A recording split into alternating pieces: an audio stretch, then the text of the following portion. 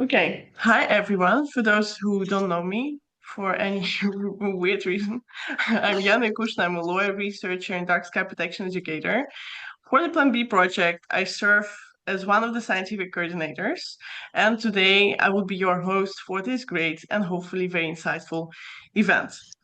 I'm happy to see you all at our first, hopefully not the last one, online workshop on light pollution policies, light pollution regulations in practice, challenges and perspectives. The main idea, the main goal of the workshop was to bring together experts to share their experiences and knowledge on the development and implementation of light pollution regulations in different jurisdictions.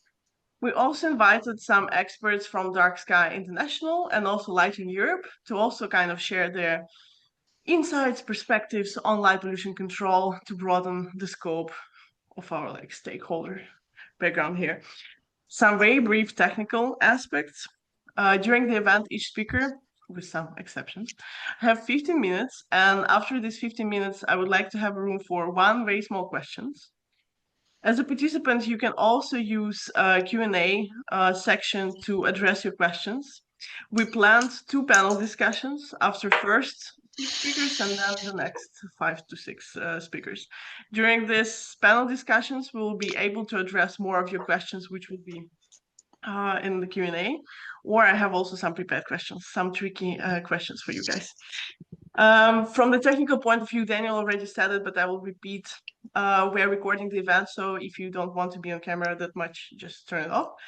It will also help us with editing later, so very helpful. And please be respectful to everybody, and please go on mute if you're not presenting, so we can reduce the background noises which you can have. Okay, so I'm officially opening. Anna Pascoe is the director of the Department of Environmental Policy and Sustainable Development at the Ministry of the Environment of Czech Republic, where she has worked for over 10 years. She coordinates key national strategies such as Czech Republic 2030 Sustainable Development Framework and the state environmental policy, and oversees reporting on environmental and sustainability indicators. Anna holds a degree in environmental security from Charles University and the UN University and has gained experiences in both Czech and international institutions focused on sustainability. Anna will be presenting experiences and insights from Czechia. Anna, the floor is yours. Maybe to improve the view, if you go to the upper thing. Yeah, the same. I'm sorry for that, and hello to everyone. I don't see the same button. Sorry, before we start, the upper layer of наставлений изображений or something like that is called. Sorry, it's higher up. No, it's on the top. On the top. On the top of your screen. You can change the view of the presentation and you can change it to doubling the presentation. You're almost there. A bit higher. A bit higher.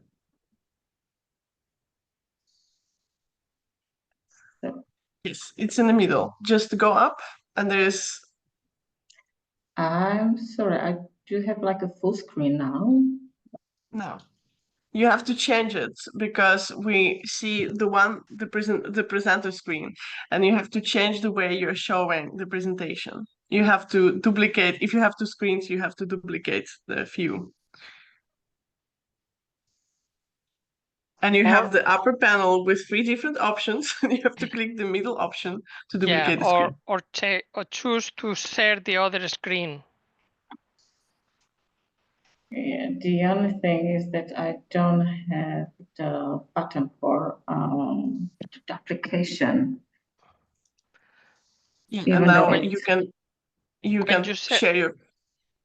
share your full screen now. Try to share the presentation full screen.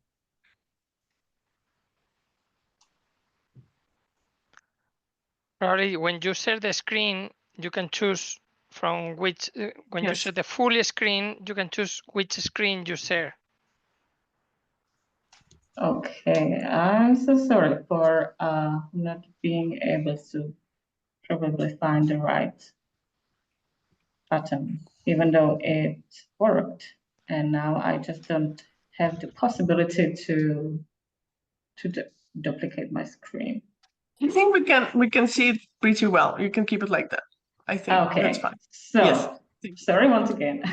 This is not related. Do you see the first slide? Yes, we do. Thank you. Okay. So sorry once again, and thank you for the invitation. For this great workshop. It's great to see familiar faces, and it's also important to see new faces to expand the network of light pollution. We will move now to Europe, and I will present a much more smaller case than Australia. We'll talk about our experiences with light pollution regulation in Czechia. And firstly, I would like to show you, this is the map of the Czech Republic. And in order to really know what's the severity of the problem in Czechia, several research projects have been carried out in recent years. And this map of the brightness of the night sky is one of the results. So basically, you can see that the main spots or bright spots are cities and industrial sites, etc. And the black borders also indicates, if you can see it in the map, that those are the borders of our nature protected areas.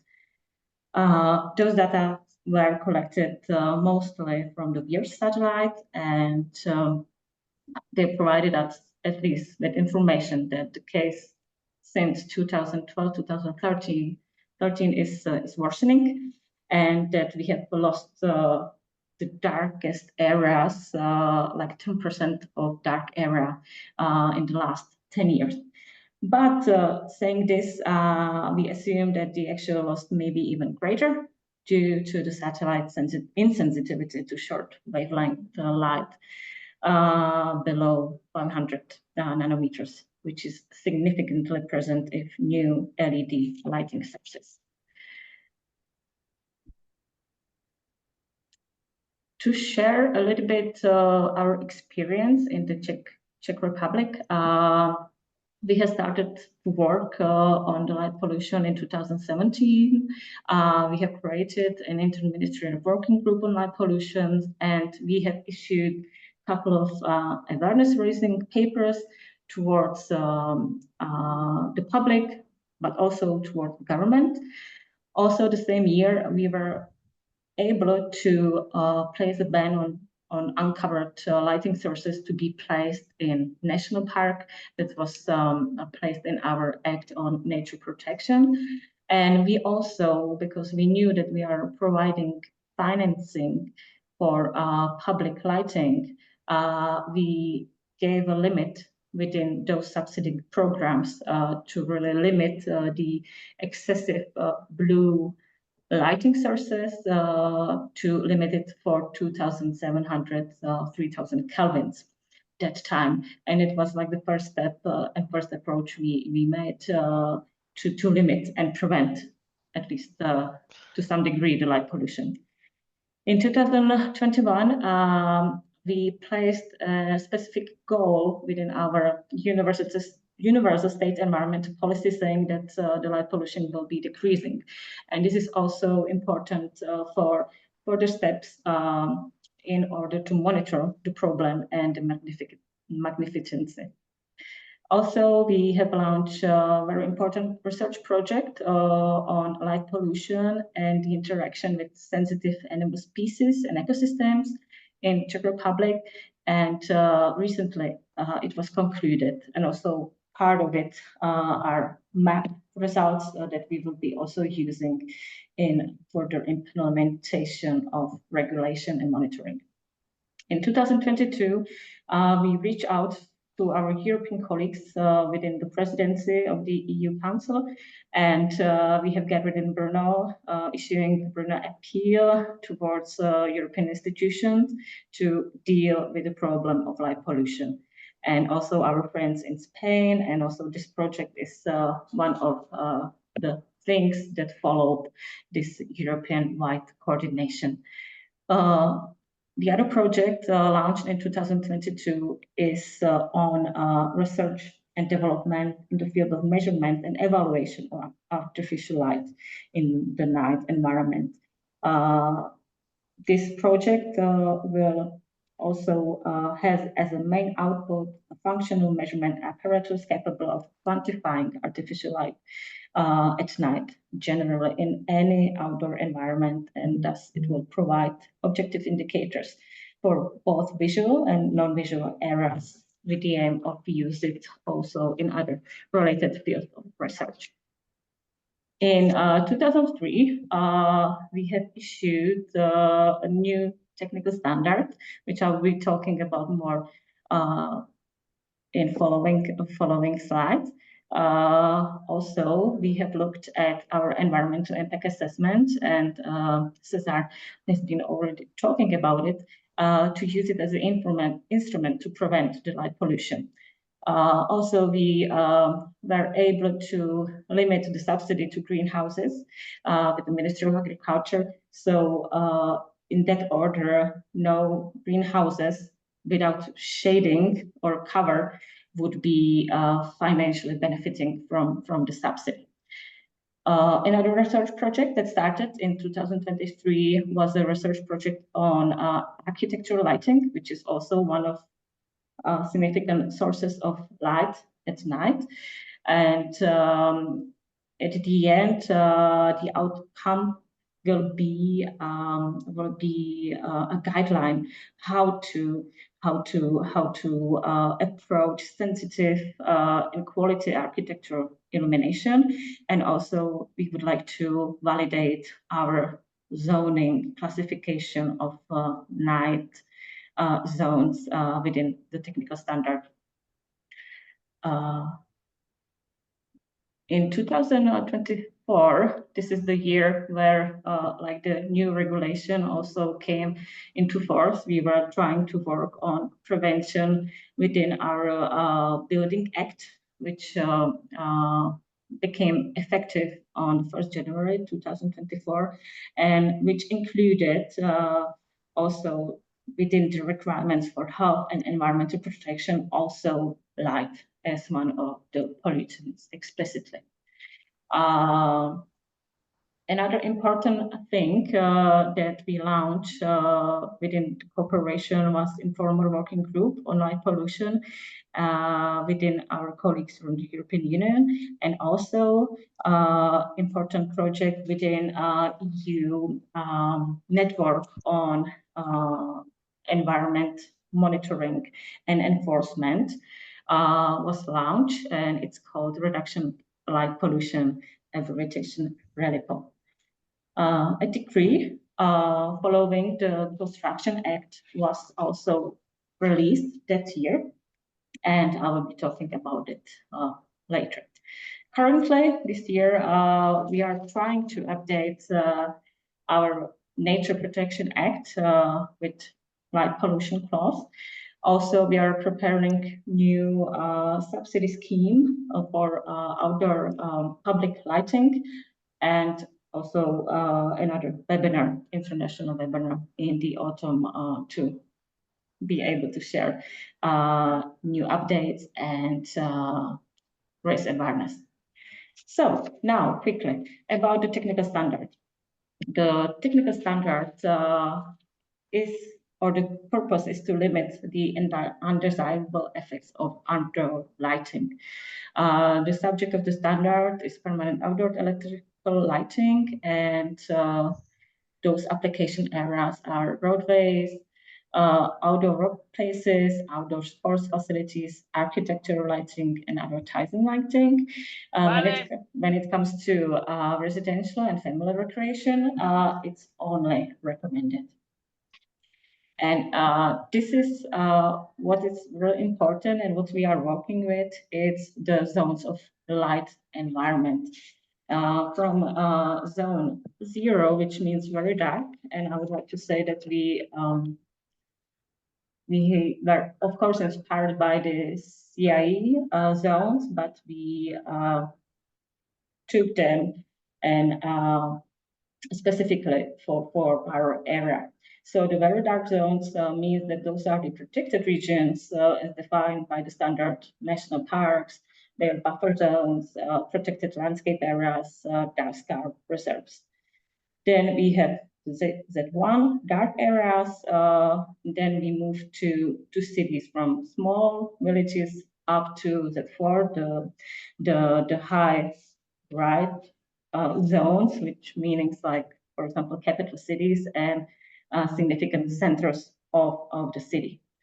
It's important to say that this kind of zoning, which we would like to implement afterwards in our planning, that if you are next to the dark zone, your bright zone should be lowered by one zone, which is like the pattern and the logic within the zoning.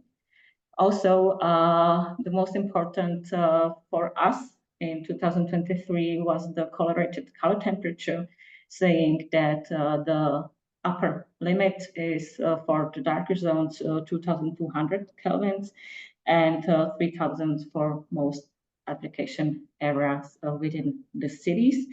But in the same time, and what we are pursuing, we apply 2,700 within the limit of subsidy schemes for public lighting. So it's not really consistent, but as I said, it's for all application lighting area.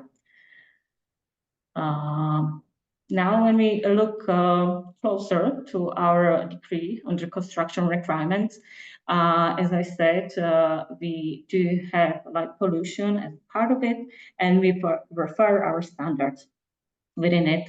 And the valid lighting zone is that it's covering construction of private purpose roadways, outdoor workplace, outdoor sports facilities, and advertising device greater than 8 square meters.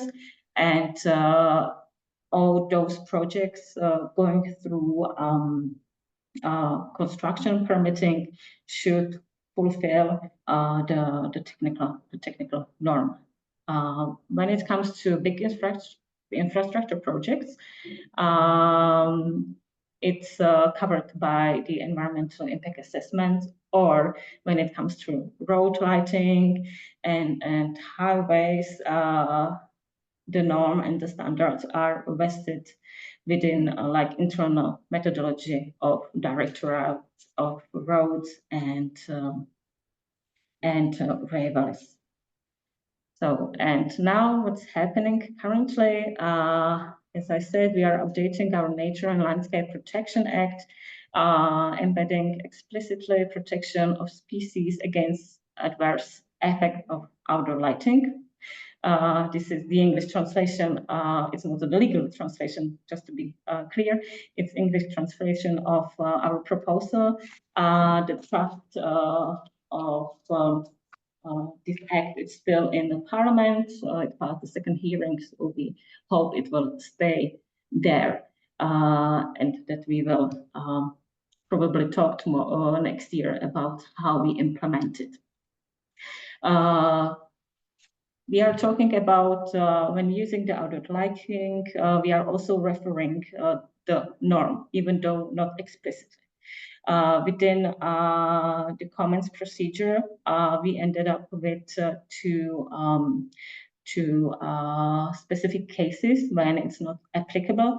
One is transport and energy infrastructure, designed as elements of critical infrastructure, and then industrial and mining areas, when we had debates and discussion about operational safety, etc. Also, we do have the obligation to limit the adverse effects, and if not, that our Nature Protection Authority shall impose the implementation of technical and economic feasible measures. So what we hope from this update especially is to really cover those parts of lighting sources that are not within any procedure of permitting. So we will now work with our environmental protection authorities to prepare a methodological statement for them to implement and enforce this paradigm. And now only shortly about the environment impact assessment. It's very important, and we because it's from 2020, 2023, when we issued specific methodological guideline for Czechia to really assess the light pollution from those big infrastructure projects, that it's working. And actually the authorities and authorized persons are working with it, are working with our guidelines, which you can see at the screen. And also we are adding the maximum limit for 2,200 and 2,700. So the last slide, the challenges and way forward, and maybe also for discussion. Still, I think it's the experience of most of us here today. We are in the discussion about compliance with technical standard. For the technical standard of Czechia, the national one as I showed, it was stated and it was drafted like this, that it's not in opposition with other lighting standards out there, be it European, be it international, etc. But still, it's not really easy discussion who and which standards stands where. Very importantly, we are talking about adding new parameter to our subsidy schemes limit, and also for the update of our technical norm, the U500 parameter. This parameter we got inspired by colleagues in Chile. And the parameter defined the maximum proportion of the blue component of light. And this could really serve as an effective tool to avoid lighting installation that may trigger significant environmental responses. And this would be also the answer where we don't have the consensus whether it should be like 3,200, 2,700, 2,500. So this seems to be very much user-friendly, and we have discussed it also with some colleagues from industry, etc. And also it seems so that we will use it in our do no significant harm guidelines for EU funding as part of the mandatory parameters for subsidy schemes in Czechia, and we will also share it with other colleagues from the European Commission. And last but not least, as I said, and it's joined with the update of our Nature Protection Act, we need to work on monitoring guidelines and the methodology enforcement, etc. We do have in our hands the Alanis prototype, and we will test it hopefully soon. And we are preparing a website special with our Czech Hydrometeorological Institute with satellite data on light pollution, which will serve for information and awareness raising, but also to spot different light pollution spots. And I would like to stop here, and I'm happy to answer any question that may be. Thank you. Thank you so much, Anna. It was a really great presentation, and I would like to give you credit in bringing light pollution into European agenda back in 2022. It was really nice to be in that event, which you mentioned. I have a lot of comments and questions, and mostly they are related to the criticism of the high level of allowed parameters of the illumination. I will read the one from Chris Kaiba because he used the Q&A section. If all the facades in zone 2.4 were to be illuminated at 1 candela per square meter, which is allowed by technical standards, the result would be an enormous increase in total light emissions. Is there any considerations of limiting which specific facades are allowed to be illuminated at all? Because facades are in zone 3 and 4 overwhelmingly not illuminated at the moment. And I also have an additional question to that. Do you meet any opposition with lowering the levels of light, and how we can already like developed standards or guidelines or regulations with the lowest level of light possible? Thank you. Okay, so if I understood right, the question, it's about the high limits of intended For shade lighting. Yes. You can also have a look at the Q&A question so you can see it yourself. Yeah, well, unfortunately, my PC is a little bit stuck, so I don't see right now anything, and I will have to restart afterwards. But just going back to the technical standards and the limits, it was like 2 years discussion, internal discussion about what's the technical state of art, and it was nothing but easy. So I don't want to say that those limits are the best for the environment. And as I mentioned, we do know that we will want to open the technical norm once again to revisit the limits. And that's also why we were looking for other parameters, but going back to the intensity, it should be also for the sake of environment protection lower, but in the same time, we need to deal with the discussion about the other lighting standards. And I think it's also good that we do have colleagues from Lighting Europe, etc., because to obey different standards, some are not binding, and Cesar was also talking about the litigation issue, possibly. This is something that maybe some kind of like general statement should be initiated, how to proceed, because those are not easy discussion. So I don't know if I answered the question right. And Jana, your question was about the same or something? I wonder how the public reacts on the guidelines and standards in general and your proposal to like limit lighting parameters, and maybe can we aim from the beginning to the lowest light possible, or should we gradually decrease the amount of light? I think the graduation is much more feasible just for the sake of like the technical apparatus out in the commercial sphere, what you can use, what kind of like lighting sources you can use and apply. This is also a very important question if you limit some kind of technology. And from our perspective, as this was the discussion in 2023, 2 years later, the market adapted. So now we are quite assured that we can lower the limits because the market and the companies, they reacted and they go the right direction, or at least some of them. So now we do have assurance that we can do it without any risks, any other risks. And yeah, the reaction of public, I don't think they really know a lot about technical standards. They know about like the guidelines and information handbooks, how to limit light pollution and how they may react when there is some case of light pollution.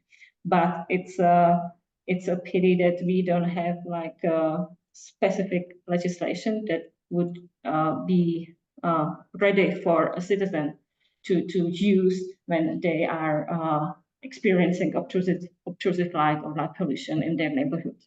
Unfortunately, we don't have anything really hammering these kinds of situations yet.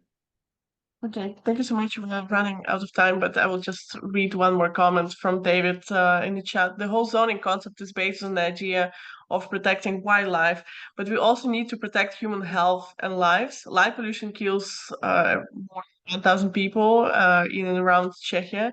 That's 10 times more than traffic accidents at night. Okay, I think I will take the other comments and questions to the panel discussions, because otherwise we will be stuck here. Thank you, Anne, again for your presentation. It was great. I would like to invite our next speaker, Damir Bartoric. I'm sorry for butchering your name in advance.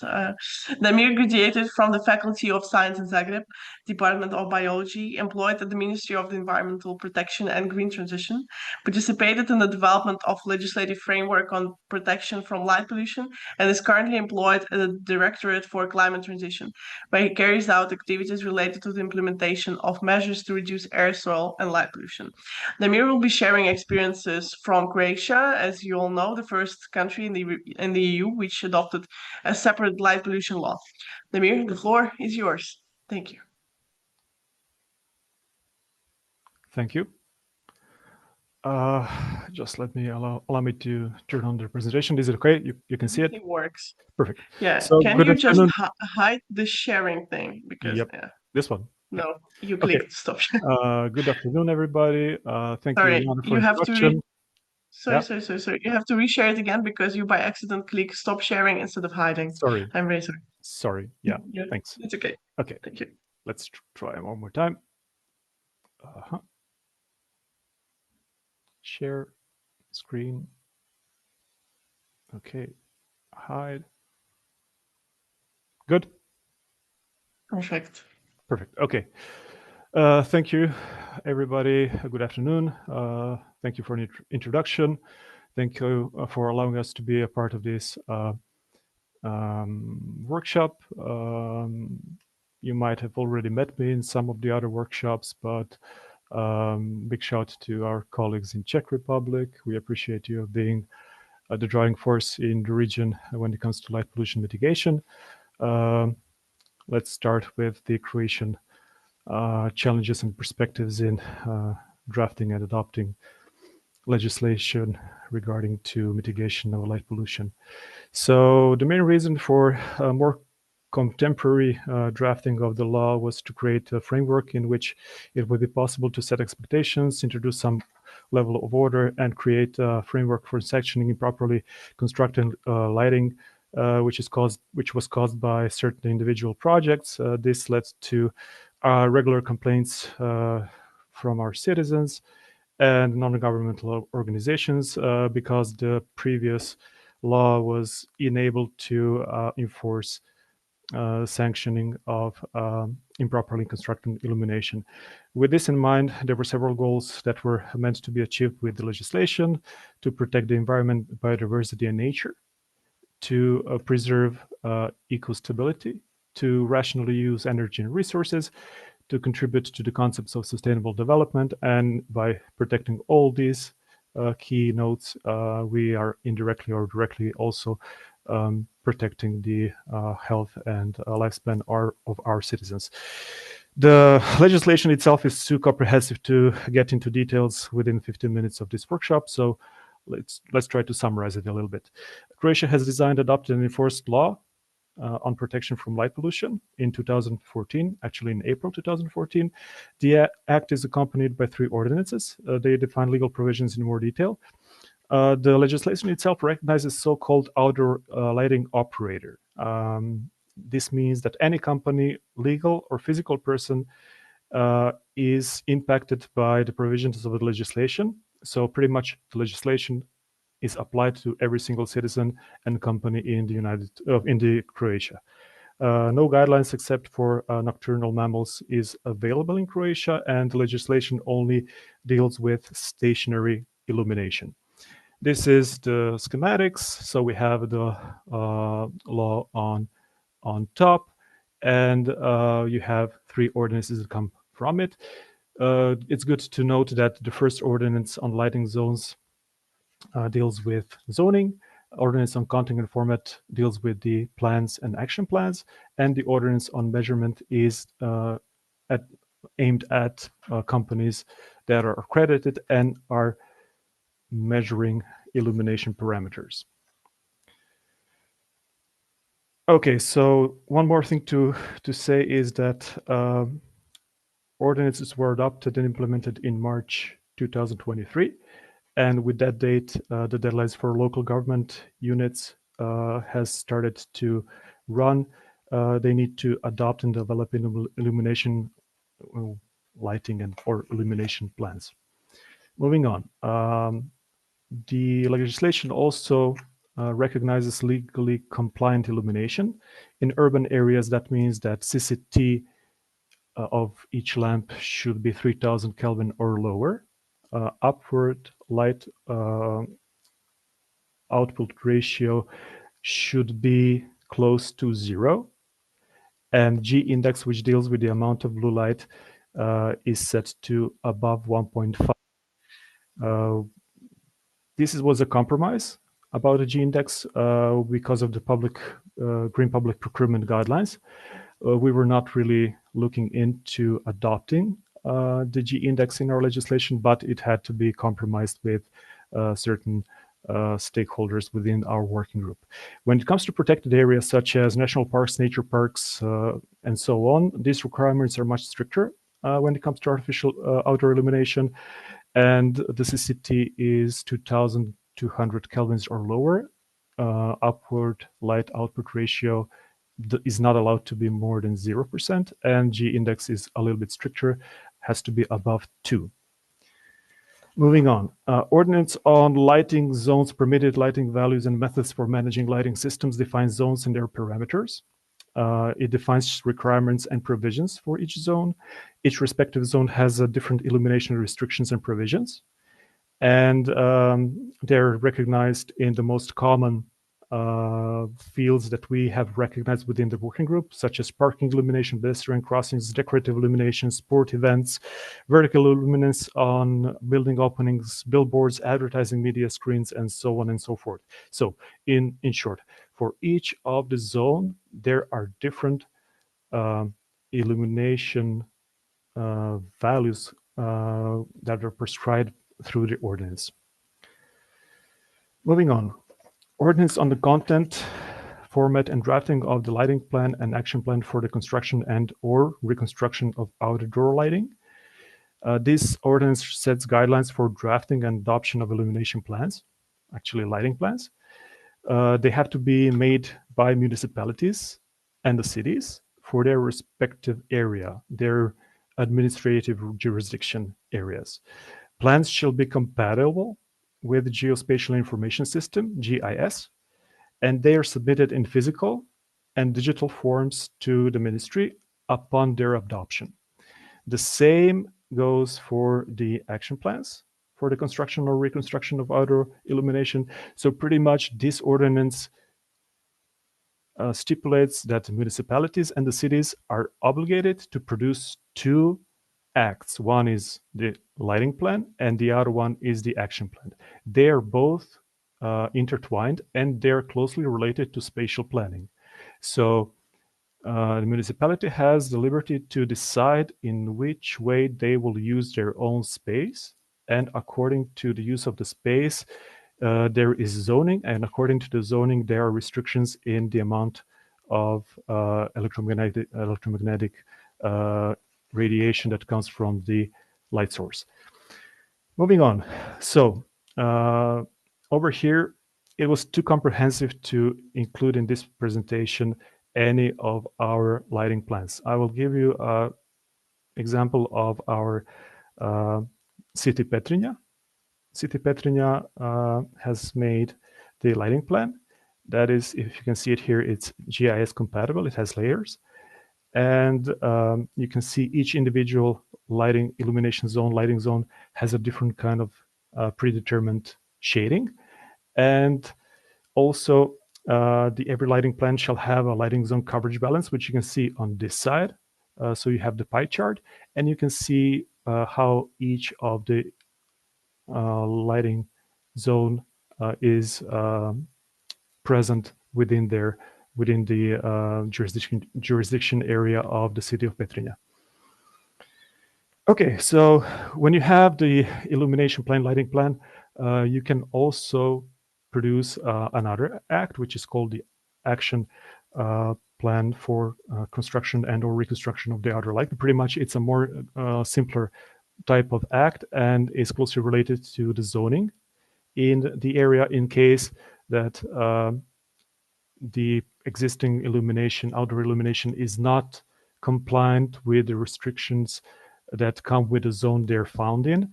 There is a 12-year period that is present in the law for the governmental units to adhere to the provisions of the legislation. Okay, let's move on. So the final ordinance is called Ordinance on Measurements and Monitoring of the Environmental Lighting. This ordinance is intended for the companies that are involved in measuring methodologies and drafting measurement reports on the illumination. The goal was to create some kind of way of valid illumination measurement report with the correct data. Ordinance creates the framework and methodology of measurement of outdoor lights and artificial illumination. It defines the ways of drafting and submitting measurement reports. The ordinance attempts to define measurement methodologies for all situations that are defined within the Act. And they can be done only through accredited companies. So measurement done by any of non-accredited company in Croatia is not relevant. In other words, illumination can be planned and installed according to the relevant norms, but has to be adjusted with the provisions of the legislation. Okay, let's move on. So our experiences. Overall, from the position of the ministry, it can be subjectively said that the legislation had the positive effect in practice. These inquiries from the press and the citizens became less frequent, but when they actually arise, they are more substantial. So given the adopted framework and sanctioning mechanisms provided through legislation, we have noticed that we have reduced inquiries from the citizens and the press. So that means that the legal framework is grabbing hold by being referenced to. It offers some kind of legal scaffolding for the municipalities and the companies which are involved in planning and installation of illumination, or for the companies which are tasked to draft lighting plans or action plans, and they are actually using this framework as a foundation for their activities and their planning. Ordinance on the measurement and monitoring illuminance was, as said before, adopted in 2023 in March, and by now Croatia should have received, ministry should have received all lighting plans and action plans from the municipalities and the cities, but for some reason this is still being delivered. It was probably a little bit of a shock, and we have done our best to warn all the governmental units about the deadlines which are stipulated within the legislation. Okay, so moving on. What are the opportunities? So during my career, I was trained to perceive challenges as opportunities. So we can learn from our mistakes and strive to excel, right? I would rather talk about the opportunities than the challenges just we faced during the drafting and the implementation of the framework. First of all, I would strongly suggest for any of the participants of this workshop or governmental units to think about if they're willing to approach the same way to light pollution mitigation as Croatia. In case you do decide to do this, we would advise you to communicate strongly, openly, and frequently between all legislative framework stakeholders before you actually start drafting the legislation itself. And this is to avoid any ambiguities by anybody that is a little bit overambitious and decides to deal with the matter in a way which is not in line with the goals you're trying to achieve. It was actually brought to ministry's attention in December last year, 2024, by the inspectorate within the workshop we organized between the Chamber of Commerce, State Inspectorate, and the accredited labs, accredited companies for the measurements. we had this workshop, and it was brought to our attention by the inspectors that our legislation is causing certain challenges for the inspectors, and it provides the opportunity for the ministry to rectify certain articles within the law in a way to clear out any legislation obstructions which are proving to be difficult to enforce. So our legislative framework will need to be amended. The framework will also need to become a little bit more enforceable. We need to remove certain ambiguities that we were pointed out to. And we need to give a little bit more clearer inspectoral authority to municipal wardens. Also, the curfew provisions need to be defined within the law. In case you haven't been updated, Croatian legislation has a defined curfew. It is a period of 3 hours within the night in which the illumination, outdoor illumination, needs to be either toned down to at least half of the amount, or has to be turned off completely. And also for the ministry's part, we are also facing a little bit of a challenge to actually go through all the lighting plans. The amount of lighting plans is pretty much substantial, considering that Croatia has 555 local government units, which is municipalities and the cities, and that is not even counting the accompanying action plans. So yours truly is going to have to go pretty much through all of these plans and point out the possible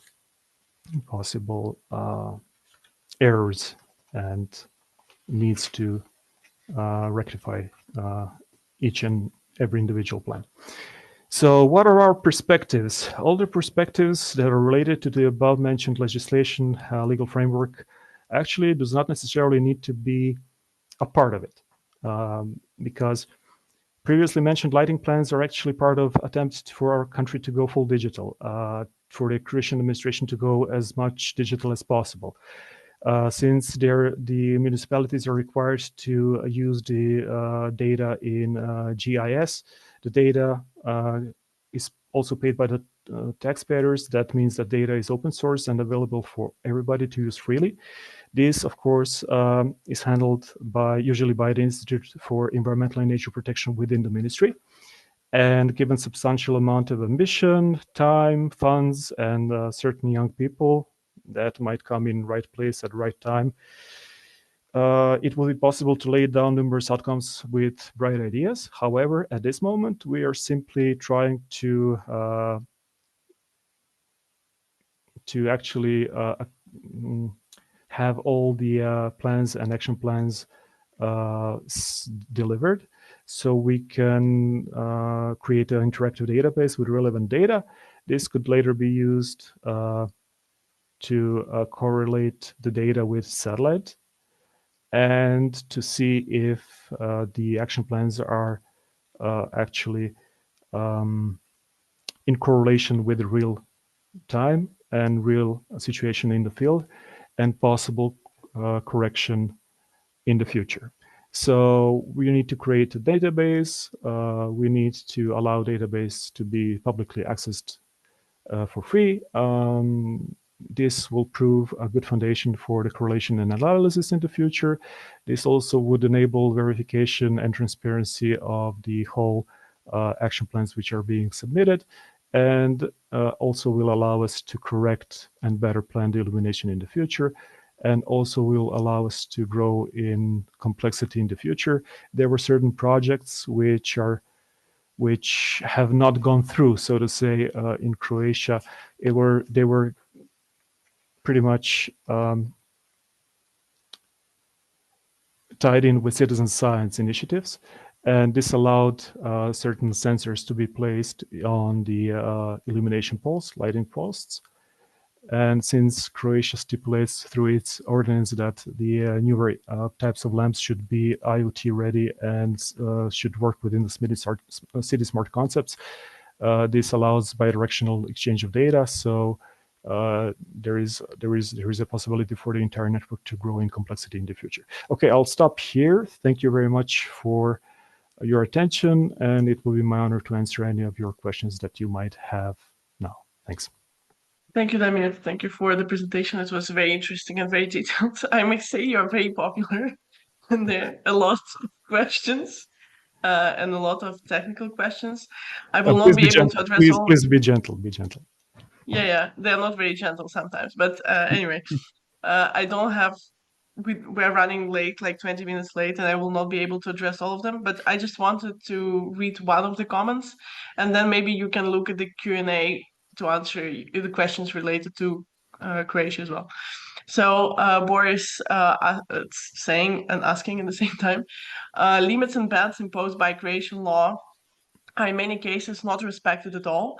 For example, there is a ban on lighting billboards on crossroads, yet all cities, especially the capital Zagreb, regularly issue permissions for huge LED screens on crossroads, even after 2020 when the ban was put in place. Billboards have many times higher luminance than the limits of 20 candelas per square meter.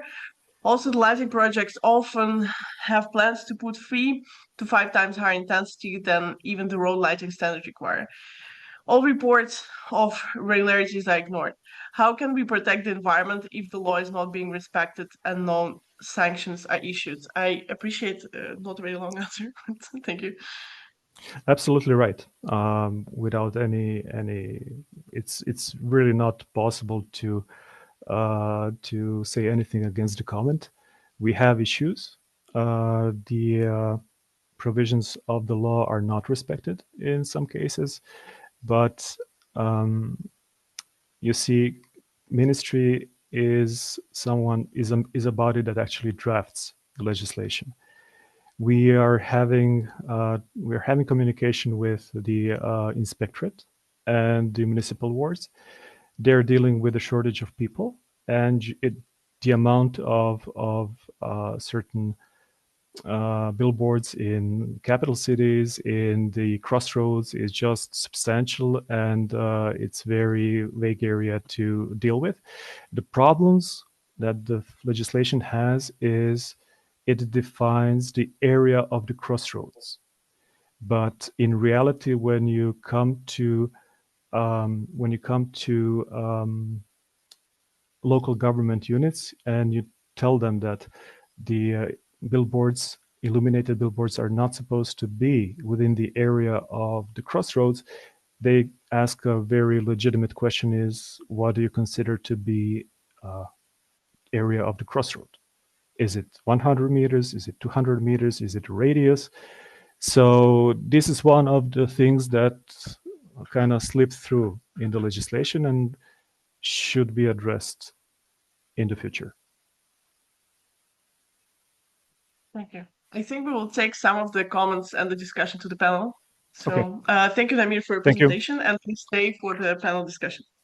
Okay, our next speaker is Alice Subic, sorry in advance, concerned with the issue of light pollution as an interested citizen, visited by education and telecommunication solution professional. For the past 7 years, is one of the leading experts on light pollution in Slovenia, actively participated in attempts to regulate the issue at various levels, from local through national to international, practically emphasized the need for a comprehensive approach to solving the problem of inadequate lighting, which goes beyond light pollution in a narrow sense. Today, Alice will be sharing the insights from Slovenian experience to address light pollution. So the floor is yours. If you be able to be concise, that we can catch up the time. Thank you. Thank you, Anna. If you can share the full screen, be better. Okay, just a moment.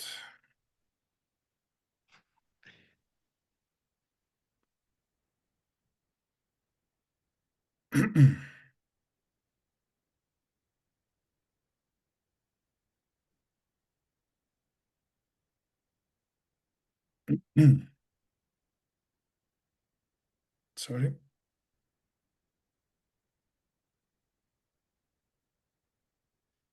Yes, Is it okay that way? Okay. Hello, everybody. I've been working on these issues. Sorry. Sorry, I know what I'm sharing now. You can see your screen. Everything is fine. But no presentation, yeah.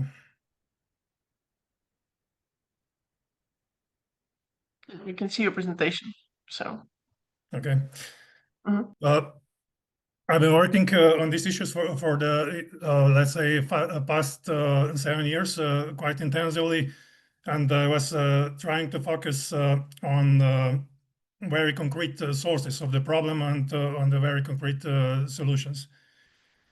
So also my presentation will be oriented into this direction. So a short overview of the situation in Slovenia. As far as I know, we were the first country which had LP decree, light pollution decree, at the national level in 2007, which made a substantial progress in many respects. But the problem is that the light pollution is spreading further, and we need more decisive actions. A new light pollution decree is in preparation for the now already for 5 years after already in 2018 the the Court of Audit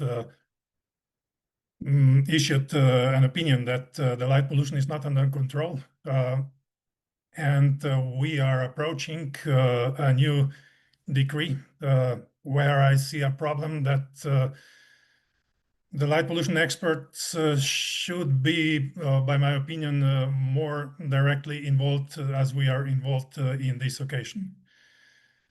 Work on lighting regulation is underway also at other key levels, that is at the levels of the concrete recommendations for example, road lighting. And we also have a project where it is planned to define the use of light from the spatial planning perspective, which I find a big potential advance, a big potential chance where the starting point can be defined. Which I see partly a problem and partly a solution of the problem is that the lighting profession is very actively involved in all aspects of lighting, including the light pollution regulation, which is a positive contribution in the sense that without the contribution, without the involvement of the lighting experts, some key sources of the problem cannot be moved. I have in mind the concrete recommendations and the standards. But I think that it's not acceptable that the lighting experts have too much control also on the light pollution regulation, or let's say they are a bit too much involved in this, and in parallel, the light pollution experts are not involved at the same level. And in all attempts, it's clearly seen that effective measures can only be achieved if all sides are involved equally and if we have open discussion. So we are unfortunately also facing situations on one side, situations where we have very open discussion, and we also made a large progress. But on the other hand, we have a situation where the communication is blocked. I will try to show the progress and the possibilities for the progress on some concrete cases here. So this is a beginning of a valley and an ending of a bypass road near a small city where more than 30 luminaires are installed. This was done, let's say, 5 years ago, approximately, or a bit more. And with the new recommendations, which were defined in the last year, we could go with 4 only in the entrances to the roundabout. The same situation here. So we have many such cases in Slovenia where we have forests of luminaires. Also in other countries, I think that there are requirements to illuminate 60 meters of connected roads. But with a simple improvement, with simple acknowledging that this is a problem and writing this into new recommendations, we came to 4, which will be much better if it will be respected. Just here, this is I made a photo of a sticker of the owner of this equipment, and also of the problem, and also of the solution. In this case, this is a Directorate for Infrastructure. What has already been achieved before regarding such kind of places? Already in the decree in 2007, the flat bottom luminaires were prescribed. And also there was a requirement for the maximum annual power consumption for the public lighting. But okay, it did not affect in general, it would not have effect in such cases. Max 3000K is used in the recent years, which was already adopted by the Directorate for Infrastructure without prescribing this in the legislation. And how this later progress was achieved. So the Ministry for Infrastructure ordered a new technical specification for road lighting. This document was prepared by the lighting experts from the Faculty of Electrical Engineering, who agree that improvements have to be done, and they did their best to write a good document. And there was a help from the Austrian experience, from the situation in Austria, where there's much less road lighting in such situations. So good examples can help a lot. And a motivation for these changes and additional improvements, additional comments came also from LP activists, from LP experts who know the situation in the country and were pressing to improve this, to improve that. Also, one of the ministries was trying to achieve improvements before, but they were not successful enough because they did also not have enough arguments, enough in-depth knowledge. I think that the one who should require actions in such cases is also the ministry responsible for environment. But unfortunately, this ministry denies acknowledging that this is a problem, and they don't want to take responsibility in such cases. Although the requirements are improved, there are still some regulations, concretely on the constructions of roundabouts, where it could be interpreted that more lighting is required. Here we have another direction. So before 2024, our highway junctions were not needed to be illuminated, but in the past year, this was added into one of the rules at the state levels. Although I think that this is not needed, and this will bring quite a lot of lighting. And this was probably done because almost all of our motorway lighting was switched off during the coronavirus crisis, and this caused a reaction. And some institutions required more. I think this was probably the reason also in this case. And now there is no one who would take responsibility to improve this once again. So there will be a big problem how to achieve that. But in this previously mentioned technical specification, for road lighting, the authors took approach to propose a minimum number of luminaires, not the whole area. Another interesting perspective, rapidly spreading lighting also for private purposes, rapidly spreading number of light sources. Here, there's an example of a row of lamps to illuminate surrounding of a house, or for example, illumination of facade. Maybe this is not problematic, but I think that every source of light is a problem, and how to address this problem of rapidly rising number of light sources. One approach, or let's say one prerequisite, is that the ethics and culture of use of artificial light in outdoor spaces has to be defined, has to be improved. Also, although we are talking all the time about that, and we agree on many, let's say, definitions, many parts of the definition of the problem, but we have to admit that any light is a problem. Any light source in the space is a problem, although also if it is weak. So we also have to approach the prevention of such cases, taking this into account.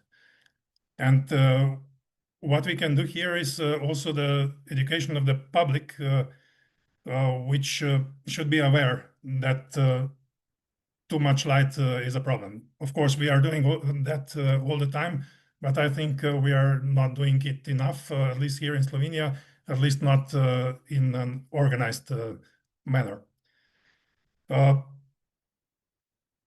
One perspective here again is not only prevention of direct negative light pollution impacts, but also defining the rules from the spatial development perspective. So what kind of space do we want to have? What do we want to have in the space? What will we allow to have in the space? Sorry, if you can wrap up in like last 2 to 3 minutes, it would be much appreciated, Yes, because we're course. running super late. Thank you. So, which levels have we addressed recently in Slovenia in terms of, let's say, documents, projects? One direction is the decree on limiting light pollution, for which I said that we are preparing a new decree. I have a little bit doubts that it will be effective enough, but it will bring new improvements. We have a targeted research project to define placement of lighting in space. We were working on the technical specification of the Ministry of Infrastructure for road lighting, the one which I was talking about before. We should address various regulations of the Ministry of Infrastructure, which still prescribe too much lighting in some occasions. We agreed to prepare a national specific standard for road lighting, the first part. We are working also on the municipal lighting plans and strategies. But okay, nothing concretely, no concrete progress yet. So for the conclusion, I think that based on our experience, the prerequisites for successful actions are first a clear and sufficiently comprehensive definition of the problem. I think that here we don't really agree. Here we are not really at the point yet where we would have effective starting points. We have to admit that light is a classical pollutant and should be treated as such. Not only light pollution in the narrow sense, but also the presence of lighting equipment in space and changing the space as such is a problem. We have to admit that some lighting recommendations systematically cause problems and have to be corrected. Without that, I think the problems will remain. Also, I think that open discussion about the concrete origins of the problems and their solutions is one of the main prerequisites, and unfortunately, it's sometimes hard to reach that. Because at the end, the very concrete recommendations, very concrete limitations have effect in practice. It's very important that the experts who know the problems in detail have the opportunity to participate in formulating regulations and recommendations. So my conclusion for the situation in Slovenia is we are working a lot on improving the situation, and yeah, the situation is not neither black nor white, but it's somehow confusing. Because much too often we don't take opportunities to really sit together to have open discussion and to find effective solutions.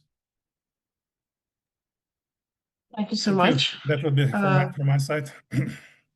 Thank you so much. It was really interesting to see all the challenges you are having. And, I think it's all about step by step. We're running super late, like half an hour late. So if you don't mind, we'll take questions and comments for you to the panel discussions, and maybe we can all talk about it together. Thank you. I would like to introduce and invite here to this floor, virtual floor, our next speaker. From France, Samuel Busson. Samuel works at Cremera, a public body under the French Ministry of Ecology. He works with local authorities to reduce light pollution and contributes to the assessment and drafting of related regulations, and conducts or contributes to research on this subject. Samuel will be telling us how light pollution is regulated in France. So Samuel, the floor is yours. If you manage to make it 10 to 12 minutes, that will be very appreciative. Thank you. I'll do my best. Can you hear me? Can you see my screen? Everything is perfect. Thank you. Okay, thanks a lot. Yeah, hello everyone. First, thank you for the invitation. I'm Samuel and I work for a public establishment of the French Ministry of Ecology. And so I have the opportunity to work with the ministry to develop and evaluate regulations on the subject of light pollution, which is why I'm here with you today. And so my time is short, so I'm not going to. I'm going to focus on the main regulation, which is a ministerial order issued in 2018. This regulation introduced technical and temporal rules for outdoor lighting installations. The rules are different depending on the lighting application, like street lighting or spot lighting, for example. And the rules also differ according to geographical areas. So just for information, there are also different rules applying to illuminated advertising and signs, but I won't talk about that today. We don't have time. And 2018 order distinguishes between different types of lighting installations, which are described here. I won't read everything. And it's depending on their use. I will focus first on the most common installations, that is to say street and parking lighting. So the first technical rule concerns upward light ratio, or ULR, which is limited to 1% in the lab and 4% once installed. So I can see that our friends from other countries are much more, go much further than we do on that subject of ULR. So that gives me ideas in the present talks. The second rule is about flux code CIE3. And this rule requires that 95% of the flux be emitted within a cone of 151 degrees centered on the luminar axis. as you can see here. So the goal is to limit light emitted close to the horizon. The third rule is about CCT. Like others told before, the CCT is limited to 3000 Kelvin in order to limit the impacts on biodiversity regarding blue content. And the fourth rule is about the amount of light emitted in relation to the area to be illuminated. So I will call it DLF in the rest of the presentation to make it simple, because it's a bit tricky to say all the things. In terms of compliance, five years after the policy was introduced, we can see that rules concerning ULR, CI3, and CCT are generally respected for public lighting.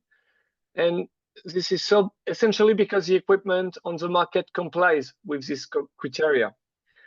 It would seem that the DLF criterion, which depends on a dimensioning study, is much less respected.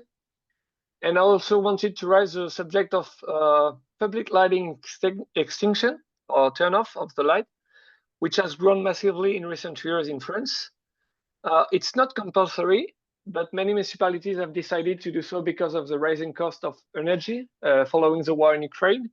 And we consider that more than a third of French municipalities switch off the light during the night, at midnight or 1 o'clock in the morning. Certain lighting installations other than street and parking lighting must be switched off during the night. And what we can see is that compliance with these rules is quite variable and depends in particular on the existence or absence of control, as others already told about. We also have stricter rules on protected areas, such as national parks, natural reserves, and 11 astronomical sites. Compliance with these rules depends on the existence and commitment of the site manager. And we've got a few dark sky reserves in France, and in these areas, the teams are really involved in that subject. In other national parks, it's not as good. We also have something quite special, I guess, a ban on the direct lighting of water surfaces, which was introduced specifically to take into account the biodiversity issues associated with these environments. And in my everyday work, we support local authorities in the renovation of water lighting installations, and we find that there are some complex situations to deal with, particularly bridge lighting. It's very hard to light a bridge with no light on the water surface. The order also bans laser and light beams in protected areas. It also includes a quite imprecise rule regarding intrusive light, which is quite complex to enforce. And there is also a ban on luminaires that emit more than 50% of lux towards the sky since the beginning of this year. And on that last subject, there is still work to do, but it's already well applied in public lighting. So to conclude, the 2018 order have significantly modified practices for new public lighting installations, in particular concerning CCT and light distribution criteria, but we still have difficulties concerning dimensioning of these installations and bridge lighting. And the change in practice is less obvious for private lighting installations, not least because it's hard to find compliant equipment in the stores. To conclude, the regulations are currently being revised. We are seeking to improve the wording to limit ambiguities in the interpretation of the text, and we are trying to take into account the last technical developments. We are also trying to be more ambitious when it comes to protecting certain natural habitats, such as cliffs and riparian forest. And at this stage, the drafting process involves representatives from the lighting industry, environmental protection and astronomy, and discussions are quite constructive at the moment. I thank you for the attention. Thank you very much, Samuel. It's really great presentation. And as noticed in the chat, France is showing great results and reduction of light pollution, and a lot of people are supporting the approach. Maybe you can have a look in the comments later. Again, we're running late and the panel is coming, so I will take the comments and questions later. Thank you so much. Our final speaker, and I apologize again for a delay. Our final speaker, because the panel discussion, is Benedict Huggins. Benedict is a full qualified lawyer and research associate in Leibniz Research Institute of Freshwater Ecology in Inland Freshwaters in Berlin, IGB. I think a lot of people know what is that. Previously, he was a research assistant at Institute for German and European Administrative Law at the University of Heidelberg, and a research assistant at the Institute for Environmental and Planning Law at the University of Münster. He studied law at the University of Münster as well. His research focuses on environmental and planning law, including it links to European and constitutional law. He pays practical attention to new environmental stressor, artificial light night. So Benedict is basically my full colleague. Benedict will give us insights into German light pollution regulations. Benedict, our virtual floor is yours. Thank you. Yeah, thank you, and hi to everyone. I try to be concise and to keep the time limit in it.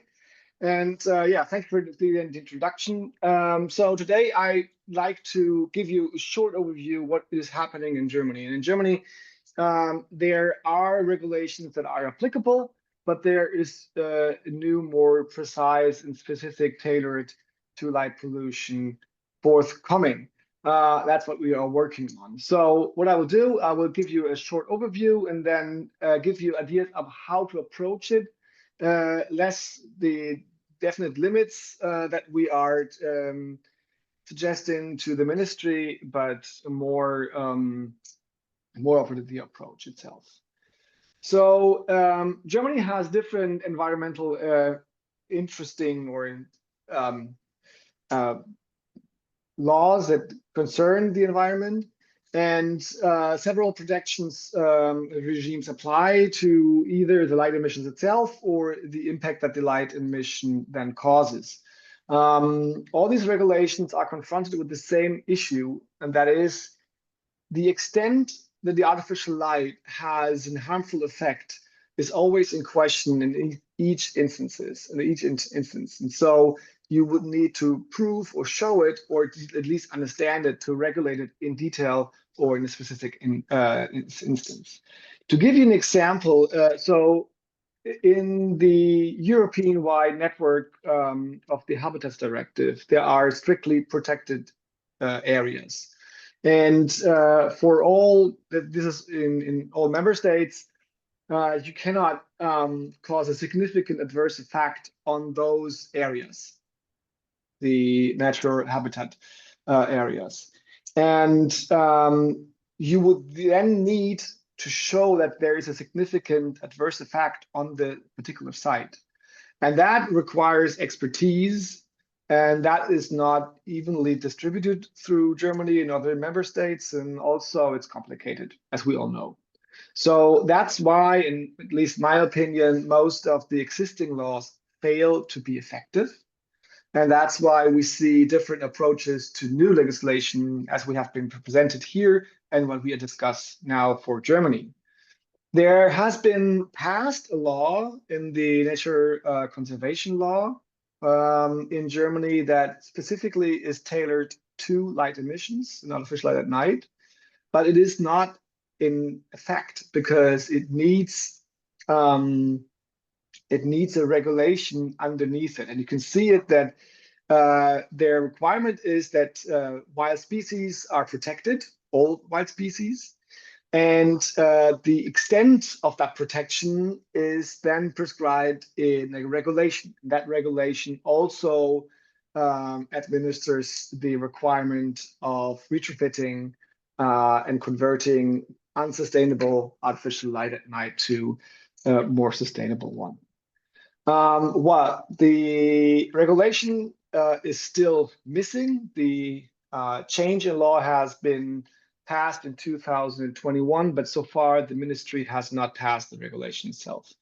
And but it has pledged to do so at least by 2027, and they have given a research grant to look at how the regulation can be implemented. The regulation should then contain specific requirements, and that are the lessons learned by the existing regulations that are not specific to artificial light at night. So you do not need then a case-by-case assessment. You do not need to show the impairment or detrimental effect of that specific light emission. And that being abstract in the requirements then limits the burden of proof that either the administrative body or a neighbor or an environmental agency has to sustain to show that this is not in compliance with the law. So how can such a regulation be implemented? To construct a regulation, we thought about 3 different perspectives that need to be taken into account. First of all, as we all know, it has to be accurate. We need to know what kind of light pollution is really the most detrimental to the environment, and it has to be then be able to generalize it through the whole country. And that is particularly difficult because we all know that there are so many different lighting situations that can be different solutions to that issue in that particular instance. But to have a rule that applies to all areas, to all applications, all lighting fixtures is particularly tiresome. And also, we have in the chat just discussed the question of, is it effective or not? And one of the main issues, in my opinion, is that the administrative body needs to be able to apply the law, and will not be able to comply the law, which is either feasible with their means, and also if the workload is too high. So the regulation has to be easy to apply and easy to understand, even if you never heard of light pollution before. That is the requirement that has to be fulfilled to have an effective regulation. And you have the legal perspective, that you would have a high degree of legal certainty, and you need to have a consistency with other legal protection regimes. That, like the European Directive on Species Protections and similar regulations.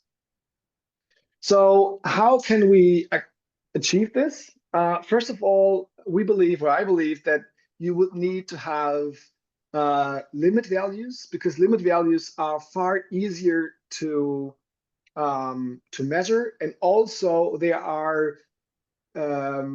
can be broadly applied. So if you have a limit value of luminance or luminance, it does not matter what kind of lighting fixture you're looking at. So you don't have to address the height or the situation or the angle. If you're looking at the limit values itself, it is easier to give more freedom of those who are installing or using that particular light. We can generalize certain types of lighting, and the most important one are street lighting, the building, and property lighting, and also lighting advertisement. These are the 3 groups that are really important in my opinion, and they can be generalized in that order.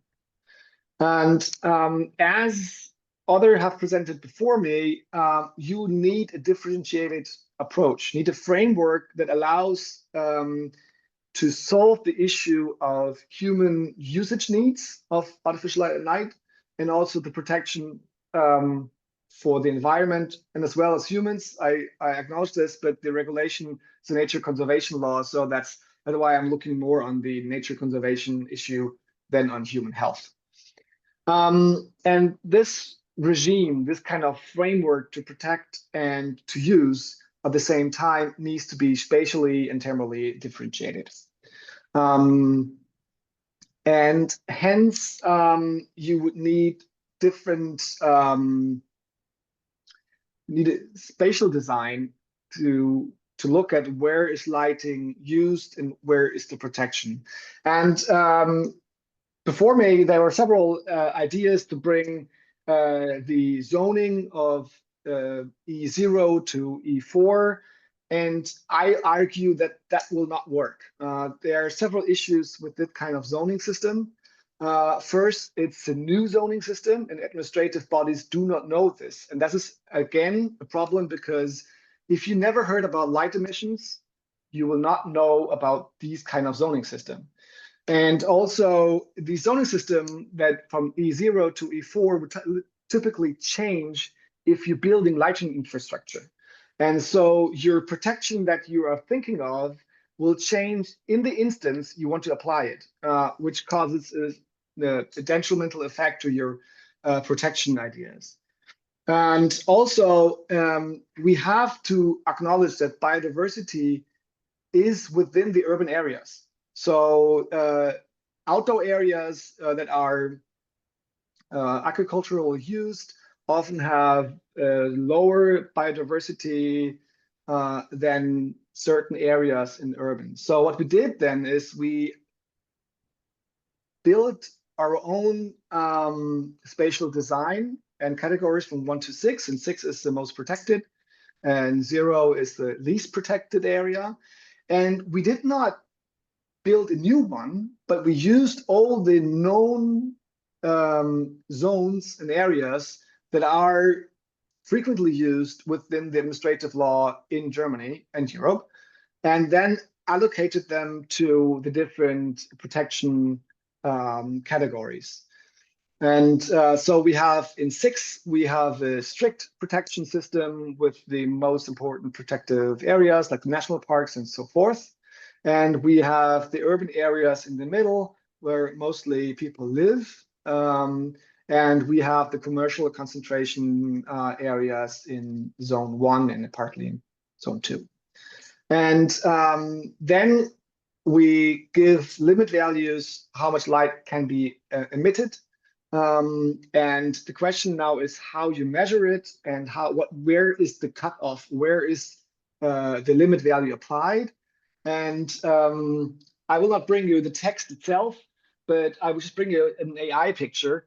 And what you see there are these kind of walls on the side.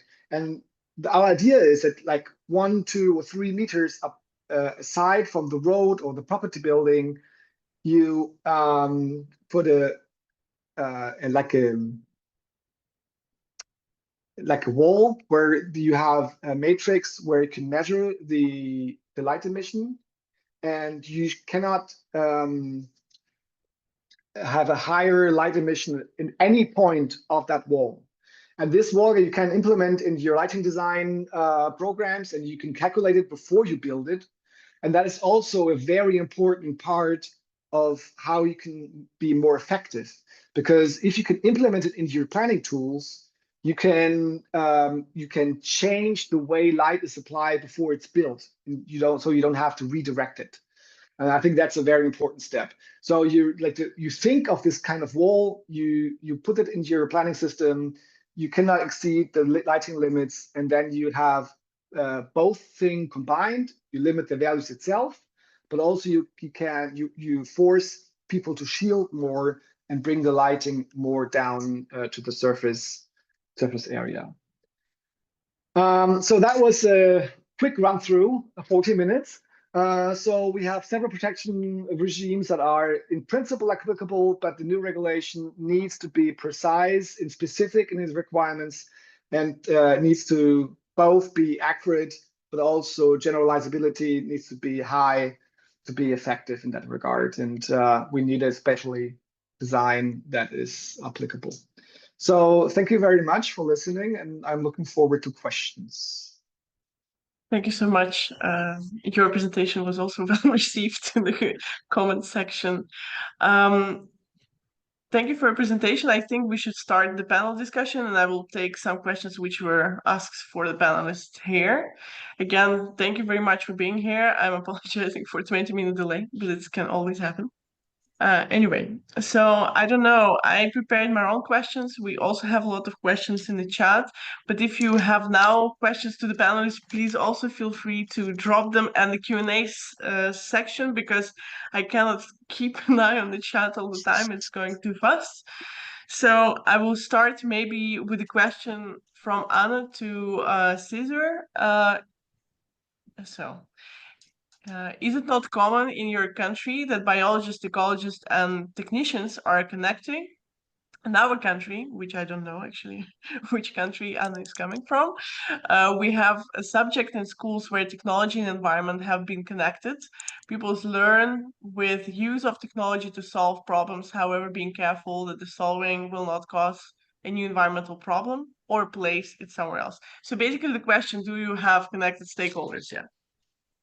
Yeah, no, it sounds like your country is a bit more advanced when it comes to considering the environment and nature than it is in Australia. I think it's slowly happening in Australia, but for the most part, when you have your engineering consultants, people that actually get consulted to design lighting and infrastructure, it is very siloed away from the people that actually do the environmental impact assessments. It tends to be. So usually it will be, for example, a council or a large business, and they will contract different consultants to do different work. They'll contract the engineers to design the project, and then separately they'll contract the environmental impact assessors to look at something different. And I think the real crux is light in particular is an issue that they're not used to thinking about as an impact on the environment. Primarily, engineers tend to think of their environmental concerns when it comes to lighting at thinking about lighting efficiency. They're mostly thinking about the transition to LEDs. They're mostly thinking about reducing energy cost. So yes, we are having to prompt that discussion, and it's starting to filter into these communities. And it's on my long list of things to do to integrate environmental concerns into engineering curricula. Okay, that's awesome. Thank you very much. I think I don't see. There is a question, I think, to Benedict, but I will take it a bit later. I want to come back to like more general questions. I wanted to ask you all, when we're regulating light pollution, what do we mean when we say light pollution, and what actually we're regulating? What I mean by this question, do we regulate the use of the light? Do we reducing the specific impacts? Are we focusing on a specific field like astronomy protection or environmental protection? This is a very philosophical question, but I think it's a very important when we're talking about the regulations. So I'm happy to hear your thoughts about it. Yes, Cesar, go on first. I'll go first because mine's probably the simplest, and everybody else has more complex, legislation, which is great. I want to hear more about everyone. But for me, for us, we have a very specific definition of light pollution. It's in the guidelines, and it says pretty much any light that alters the natural patterns of light and dark in ecosystems. And the thing we're actually trying to protect, unfortunately, we don't have legislation that's trying to reduce sky glow or the accumulative impact. We're really just focused on controlling the behavior, because that's something that's easy to measure. We're trying to make sure that the behavior of wildlife is managed and not changed by light pollution. So it's quite simple for us. Okay, thank you. Any other thoughts? Anna, please. I may follow. Yeah, for us, it's also like the artificial light at night. And what are we striving for is the reduction of use, this artificial light at night. And actually, we are reducing the impacts, and we also would like to prevent the rise of the question. And since I'm working with the Ministry of Environment, so the main factor that we would like to protect is the ecosystems and environment. But as we have read in the discussion, there are many other important issues connecting to human health. But since we are now, working in the field that we can influence, we are working and striving for what we can protect the best, and we do have the right legislation in our hands. Otherwise, we don't have anything in our ministry to be connected with public health, unfortunately. Okay. Thank you for your thoughts. Any other thoughts on what are we regulating, actually? Alice, go. Yes. Yeah, my opinion is that, okay, the first focus is for sure the light pollution in the narrow sense with all its effects, impacts. But I think that without addressing not only narrowly the light pollution, but the whole problem of proper use of artificial light in outdoor spaces, it's very hard to effectively address the light pollution. I see this at a very, let's say, a very near case here in front of my house. So our lighting case, if you only go to direct impacts, limiting direct impacts, you still remain with a large part of the problem of the changing the environment, which is not only the direct impacts. Thank you. Benedict? Yeah, I try to do it short. So the issue of lighting at night means to construct a nighttime environment where people move and live. And so the ideas of how light should be applied at night is always a combination of different interests that is more than just security or safety and then the environment on the other side. And it's not the extension of the daylight use or daylight business that is within the urban area. It's a different kind of usage within towns or outside of them. So we always have some, I think that makes it complicated because there are so many different interests of that, how light is used. So, and then we're looking at the environmental damage of it. It's the alteration of the otherwise quite constant environment, of course. So, and then the question is, where is the effect so severe that we want to interfere with the exercise of different freedoms that people like to exercise?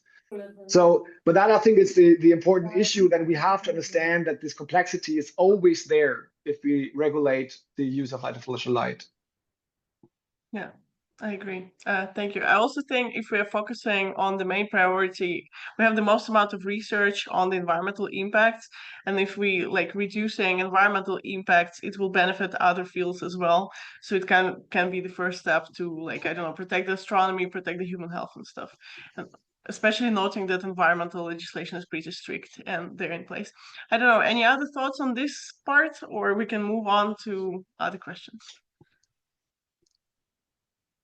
Yeah. Samuel, please. Yeah, I just wanted to add that in France, there is a general introduction in the order that looks at protecting nature, human health, and the quality of night sky, and we've got dedicated articles for the three subjects. But we can see also that when we look directly in the rules, so some are very strict depending on the category, lighting category. Some are much more permissive. So there is a little gap between the main objective and the way we try to do it. Yeah, that's always the case, especially when it's going to regulations. Okay, thank you so much. I think I will move on to some other questions. I will take some in the Q&A, and I also have some opinion questions. I'm interested in your opinions. So Anne is saying, Anne from the Netherlands, by the way, I learned it from the chat.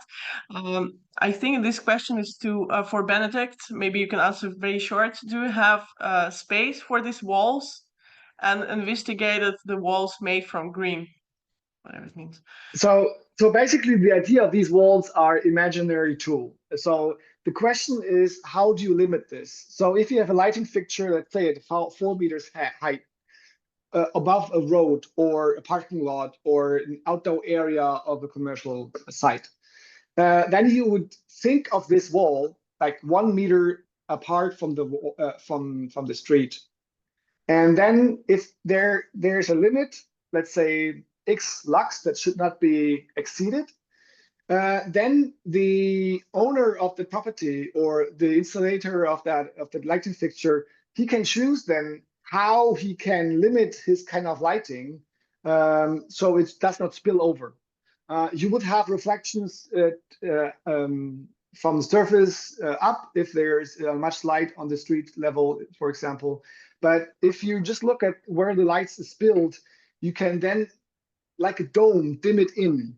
So, and the idea of this wall is just to make the idea understandable and also make sure that the limit of the emission threshold must not be exceeded at any point, because the reason why you want to limit it everywhere, because a strong lighting emission at a certain point can have far-reaching impacts, like positive phototaxis, for example, on flying insects or similar individuals. So that's why you need like a holistic approach that is, but also feasibly to adapt. And if you can put it into your calculating system, it's quite easy to do. So that's the idea of this quote unquote wall. I do not suggest to build more walls everywhere, but yeah, that's how the idea basically works.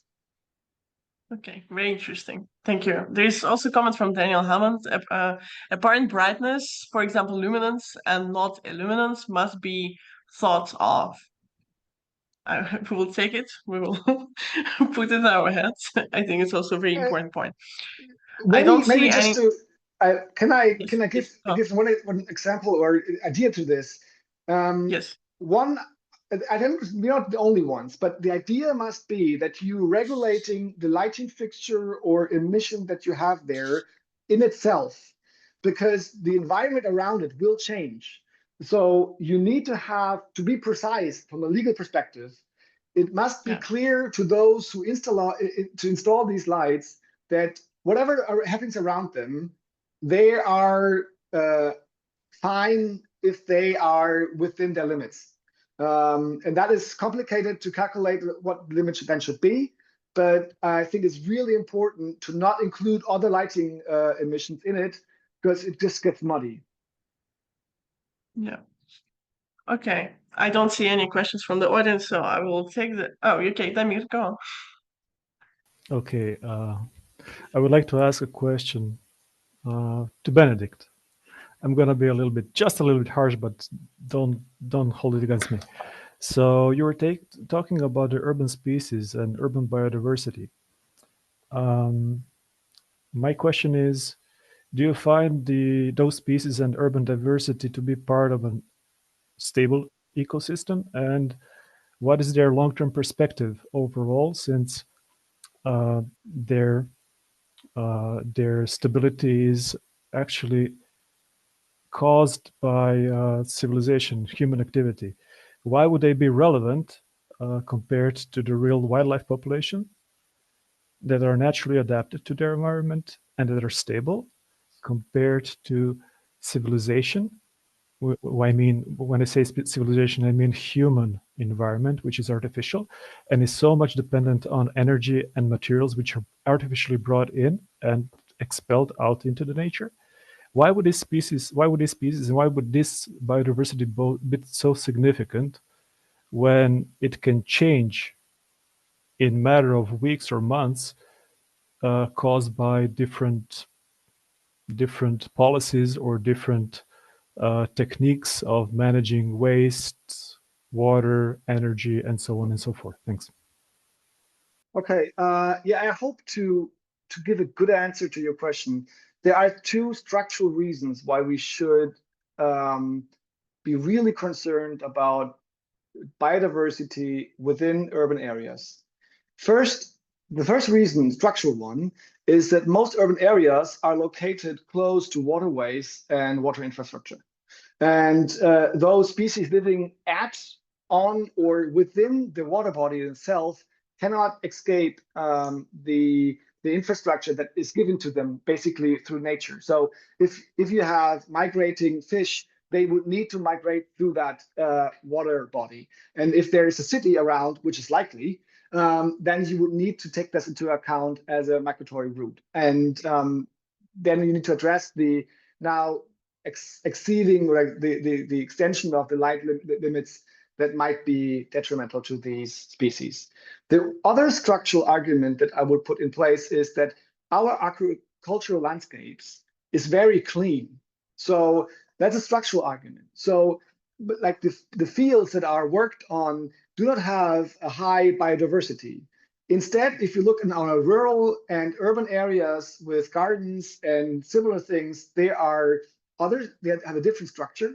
And people like to have their different plants, they want to bring different flowers, they want to have different things. So these little gardens are really attractive to many species because there are many different environments to fit in, which are now missing in the more outdoor areas. So thinking about the protection from light pollution should take into account that the hotspots are not only outside of the urban area, but often from structural reasons, and they will not change, in my estimate, within the urban area. Yeah, I kind of want to add to that as well. Just in the Australian context, I don't know what it's like in the other countries, but we have obviously large rural areas, but there's a very, very high portion of threatened species that their habitat overlaps with urban areas. And part of that's obviously because urban areas have crowded them out, have reduced the populations of threatened species. And so the other structural issue for us would be we have an obligation under our current environmental legislation to protect these threatened species, and a lot of them are in urban areas. I think it's rather unique Australian experience having wildlife in the city centers rather than the European, but it makes sense. Yeah, Anna, please go on. Yeah, I really enjoy this philosophical kind of question. Yeah, I totally agree with Benedict, and I would say also that we do have this anthropic species, and it's only the matter of how to really get them on board, even though that, yeah, the assumption is that different species depends on different eras, but at the same time, we know that also they are, moving due to climate change. So it's really quite a philosophical debate. But what I wanted to say, we really need to make sure to decrease, especially, for example, in Czechia, to decrease the whole level of lighting because of the surrounding areas which are protected. And we all, as we are sitting here around, being representative of institutions, ministry, we assigned to the Convention on Biodiversity Protection, and at the European Union, we assigned to protect at least 30% of protected area, but also have the connectivity. So speaking about urban areas, we need to make sure that we are not disturbing the fragmented environment, which is fragmented by roads, etc. So not to fragment it during the night. And what I wanted to also leverage in our debate is really to place the night environment within the global scope, because it's not getting the attention, of course, also during these global negotiations and the migratory routes. And we have seen the great example from our colleague in Australia are really important. So only from the point of view of Czechia, but also like a global perspective. And it will be really important for the countries implementing the nature restoration law to be able also to amend the urban zones, the urban environment, also with this nighttime perspective, not only the greenery, the green-blue infrastructure during the day, but also this kind of perspective of night protection. Thank you, Anna. I have two comments in the Q&A. First, another is a comment which is basically indicating that zoning is a wrong approach to fixing light pollution. I think, we can discuss whether you agree with it or not. I invite you just to read because the comment is long and we have 10 minutes left. And another one is how to monitor the light thresholds and what would be the benefit cost ratio. Just trying to understand the incentive to monitor night light. And I also have a question which I prepared for this panel, and I wanted to hear your opinion. What do you think the role of the sanctions and incentives when we're talking about the reducing of light pollution, whether sanctions and incentive help to kind of I don't know, have on board more people involved in reducing light pollution. So who wants to start? We have zoning and we have incentives and sanctions. These are basically 3 directions you can choose from. Okay, Benedict? Yeah, somebody else wants to go first, so should she or he. But on sanctions, I make it really quick. The idea of sanctions incentives are less important than the idea that the regulation put in place need to be self-executing. And the idea that should be applied, in my opinion, is the effectiveness of the regulation is how effectively it can be, right, how easy it can be implemented. And one reason, for example, is this: if we require a certain kind of lighting planning, and the lighting planning can be either false or wrongly applied. Then if it's wrongly designed, the designer of the lighting plan is at fault and he bears the cost of restructuring. If it is wrongly applied, those who building the lighting fixture is in fault and needs to pay for the damages, basically. And so if I am an owner of the building and I give away these contracts, then I would then tell my contractor, please ratify this because this is not within the law. So this is kind of instruments that to make the law effective, it needs to have addressees who are responsible to fixing issues that are not in compliance. That's a really good point about defining responsibilities. I completely agree. Anna? About the zoning, I do think from the perspective how our legislation is constructed is the workable approach. It's the workable approach because we do have the merit of the protection within the zoning. At the same time, the implementation is very important. It needs, as was said by Benedict, it needs to have the roles, and also when it comes to the sanction, I do think it's important to have them to have them in the legislation as well, because then no one will reflect. And regarding the monitoring, I don't know if I got right the question within our discussion.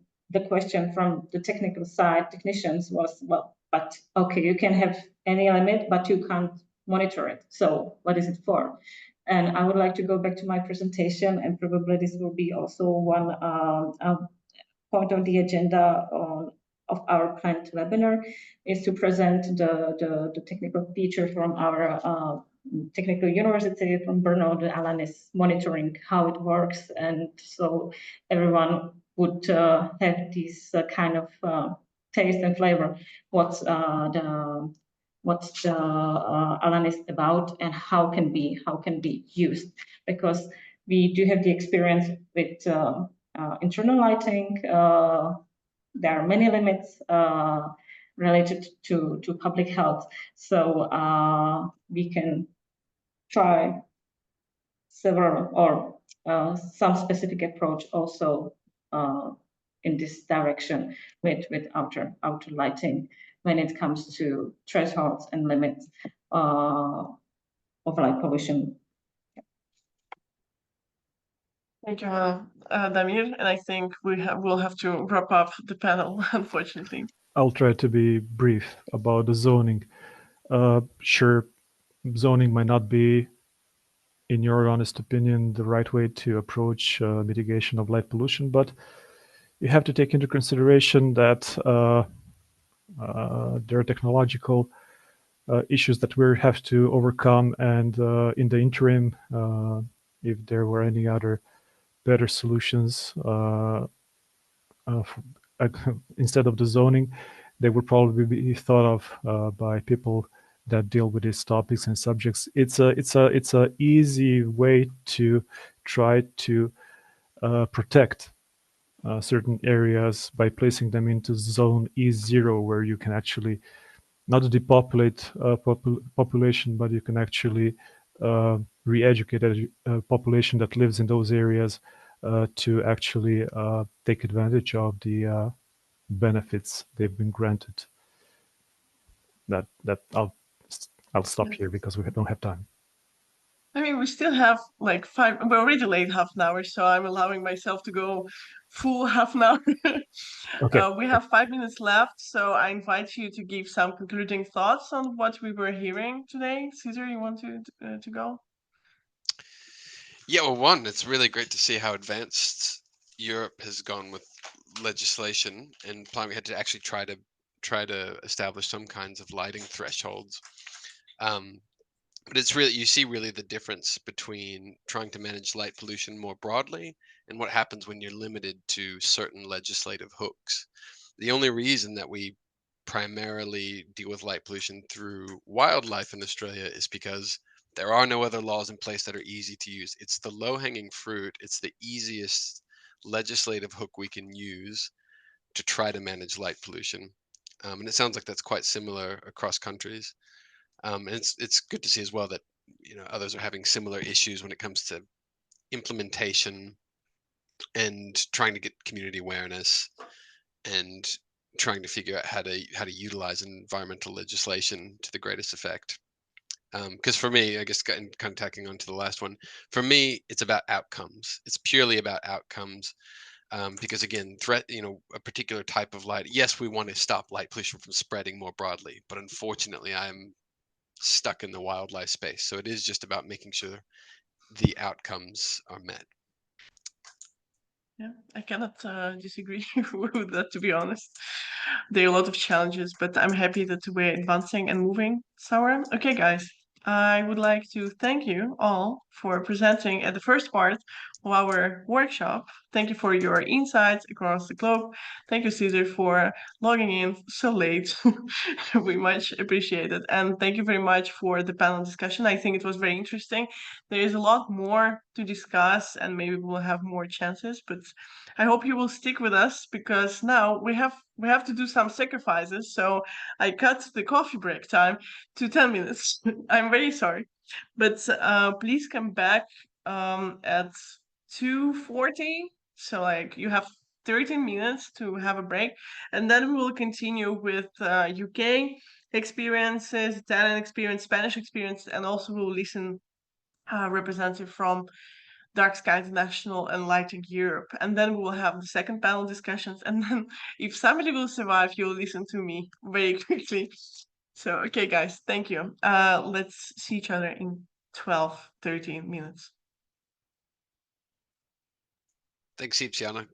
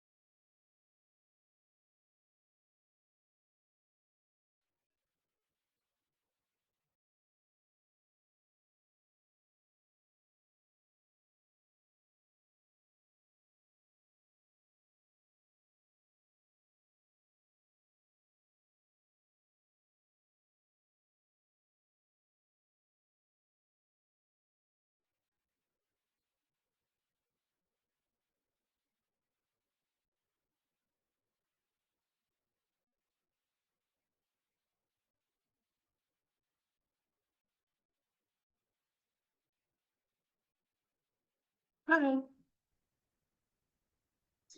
Hi, guys.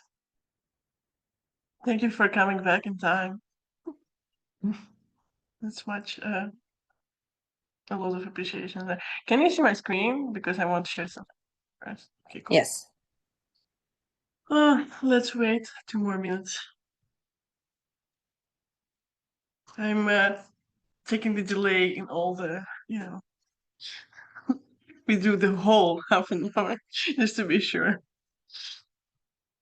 But I mean, I promise that the event's gonna be from 12 to 5 p.m. So basically, I gave myself already a lift for half an hour from there.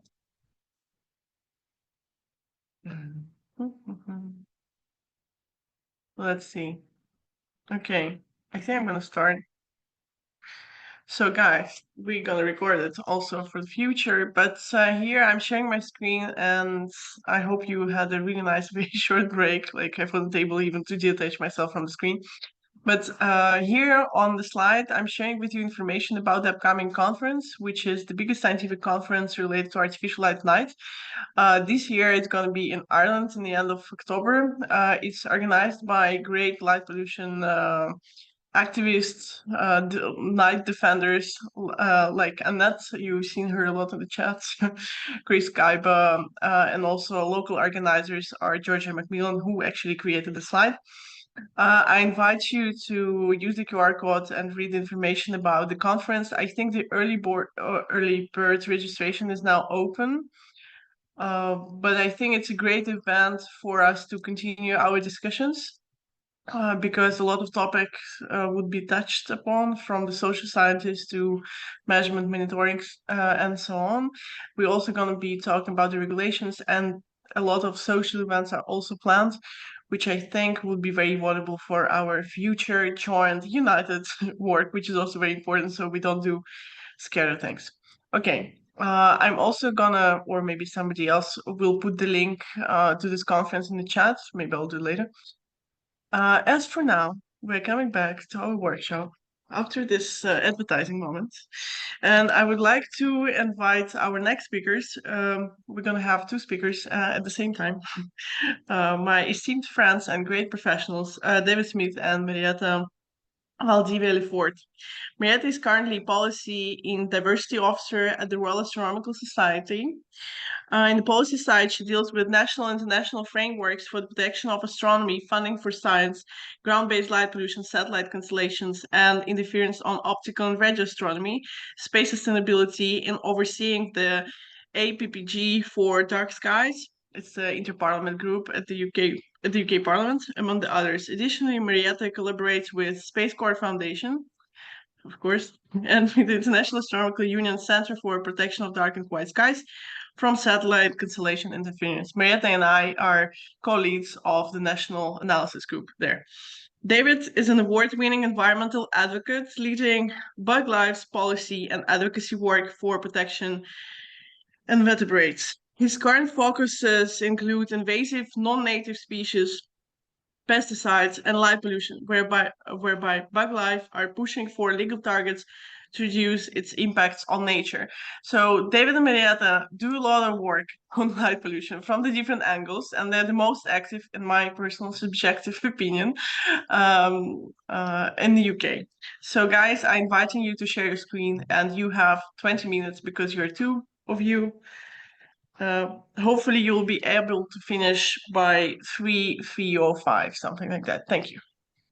We can see your screen, but if you can share the full screen, would be better. Yes, perfect. Great, thanks, Jana, and thank you very much for having us here.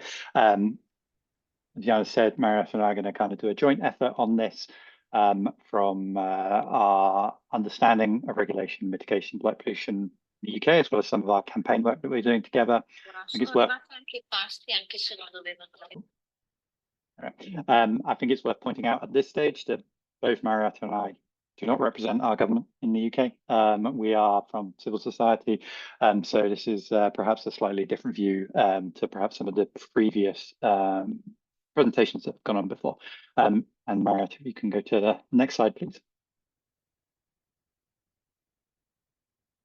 Thank you. So it's probably worth kind of setting out a little bit of the regulatory framework with regards to where pollution sits. I think in the UK, work somewhat differently to some of the other nations that are represented here. So there's kind of three places where light pollution or pollution sits.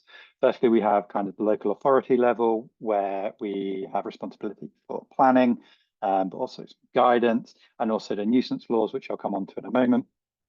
And at local level, this can be through locally elected councils, so natural local authority. It can also be through national parks as well, where there's some powers there. We also in the UK have the devolved nations. So This is complicated, and without going into huge amounts of detail, we have the United Kingdom, we have a government, and then there's devolved nations in Wales, Scotland, and Northern Ireland who retain some powers, particularly with regards to the environment and some pollution laws as well.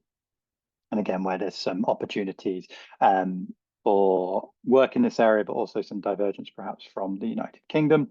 Within the United Kingdom, certain kind of the legislation for the whole of the UK as a country, but a lot of this focuses solely on England, and then some on Northern Ireland, but then also some powers that extend over to Scotland and Wales as well. So it's somewhat complicated. This is where we'll see the nuisance law, but also planning regulations that are applicable to the wider UK, and also some of the environmental laws and targets that go forward. So that's kind of how things sit and where they all go. If we can go to the next slide, please, Marathon. The understanding of light pollution policy there in the UK sits largely at a UK level. And when looking in, certainly you're likely to see this surrounding planning laws and regulations, and then also this statutory nuisance legislation.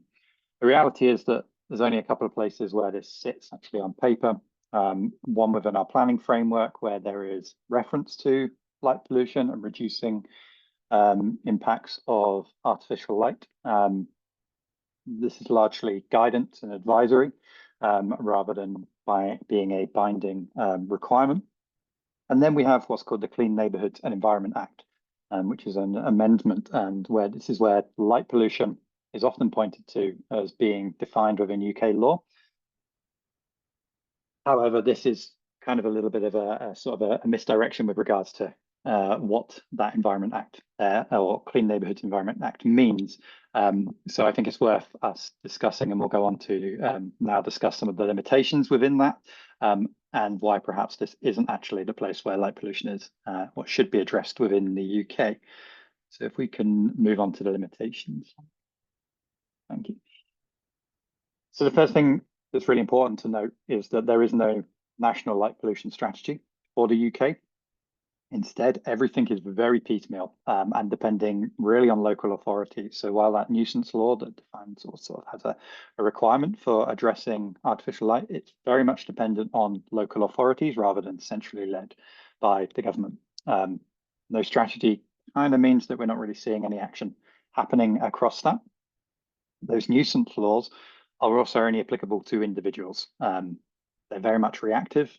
They are not preventative, and they're certainly not designed to reduce light pollution. A nuisance may well be a light shining into your window.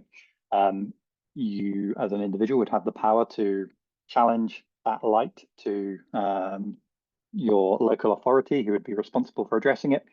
And then they can be looked at in various ways, but it's very much around reducing that nuisance on the individual. So preventing perhaps the light from coming in your window through using blackout blinds, for example, but it may well be that you're able to do shielding. It's also worth pointing out that the enforcement of those measures are quite weak, perhaps unless tied to other individual issues, so other issues. So it very much is focused on the individual needs rather than environmental or societal needs. So we're unlikely to get any enforcement on that if we were to challenge that light as we call it a nuisance to a particular species or a particular habitat. It's very much on how artificial light impacts an individual. It's also worth pointing out at this stage that the measures within this are quite high. So kind of the standards that are required in order to meet these laws and see action taken are pretty challenging to actually get. And like I say, it's not something that is really done in kind of a coherent manner, certainly across the country, and not necessarily even at a local authority level who would be responsible for that. And move on. Second guessing my asks.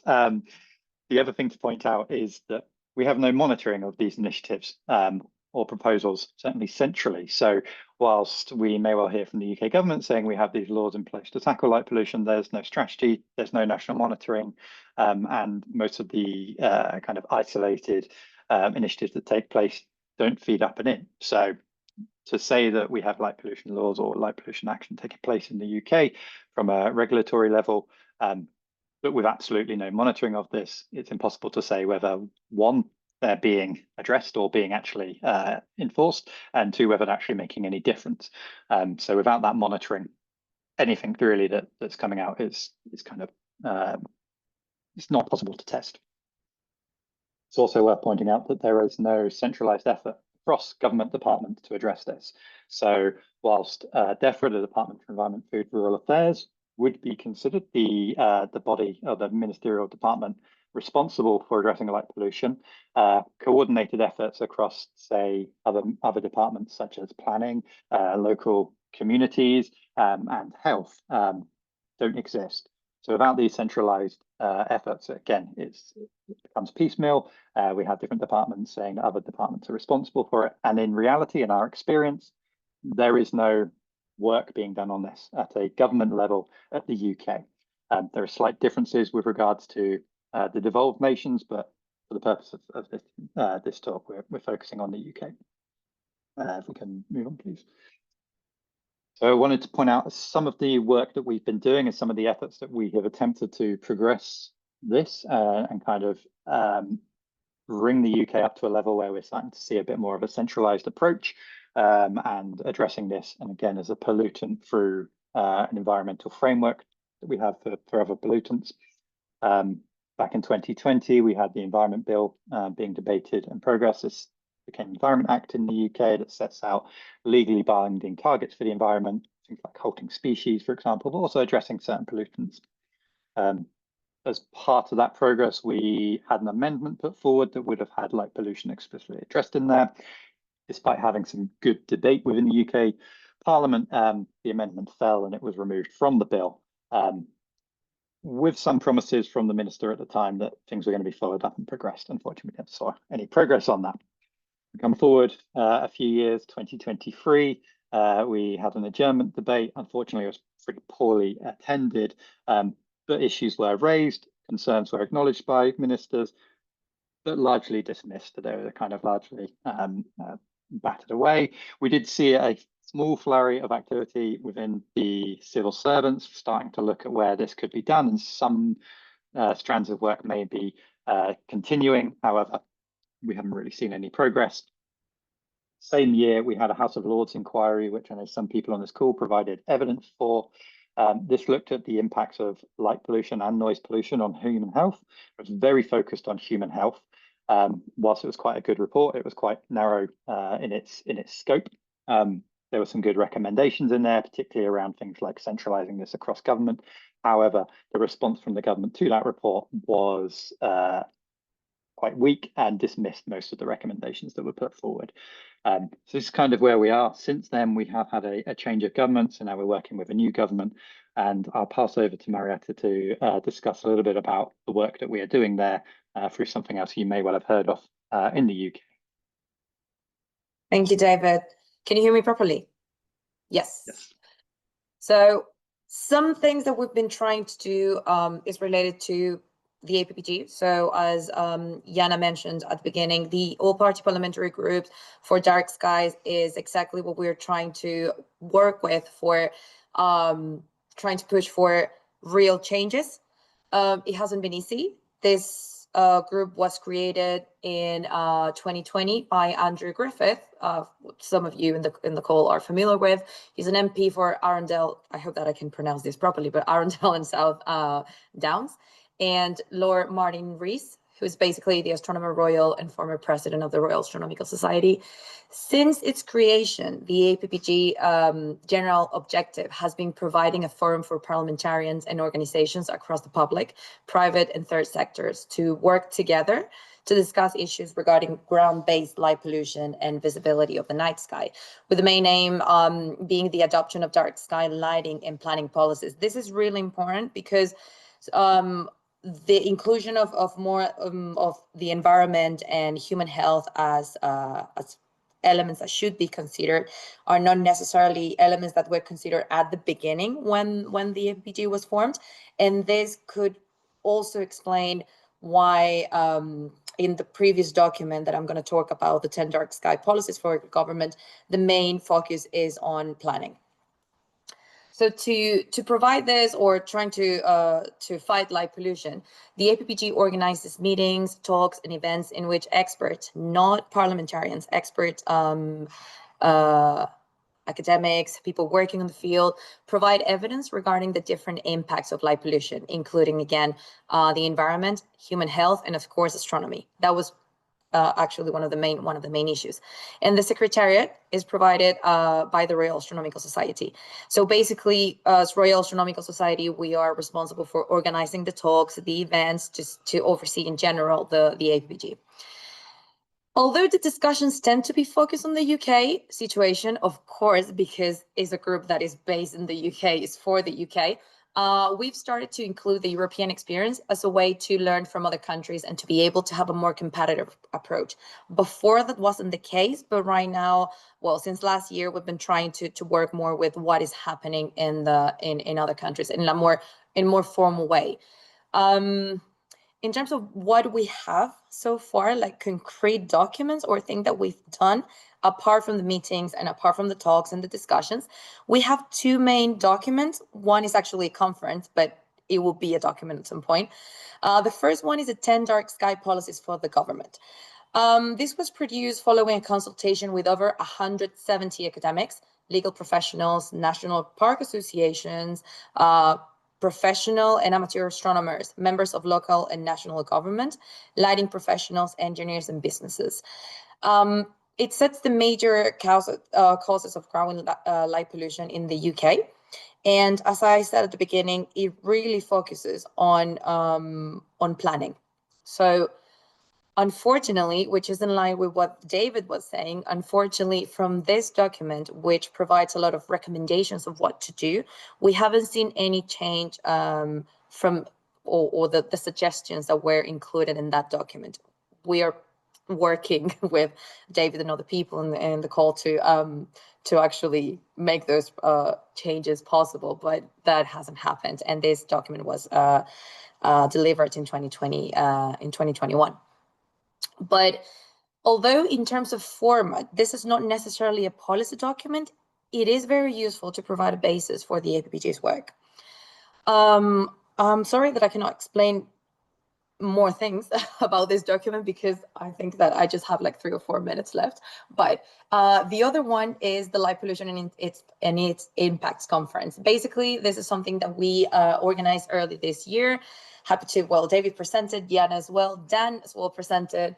So from this conference, which is it's a different approach to what we've had before. This is more like including all the different impacts that light pollution has, and to have a more kind of approach that is useful for government, just to say, okay, this is not just a plan, this is not just a situation for the planning or lighting sector. This has to do with human health, this has to do with environment, and we want to have the evidence, the solid evidence. So from this conference, we're drafting, I am responsible of that, I'm still working on that. We're drafting a report that will be presented to members of the APPG.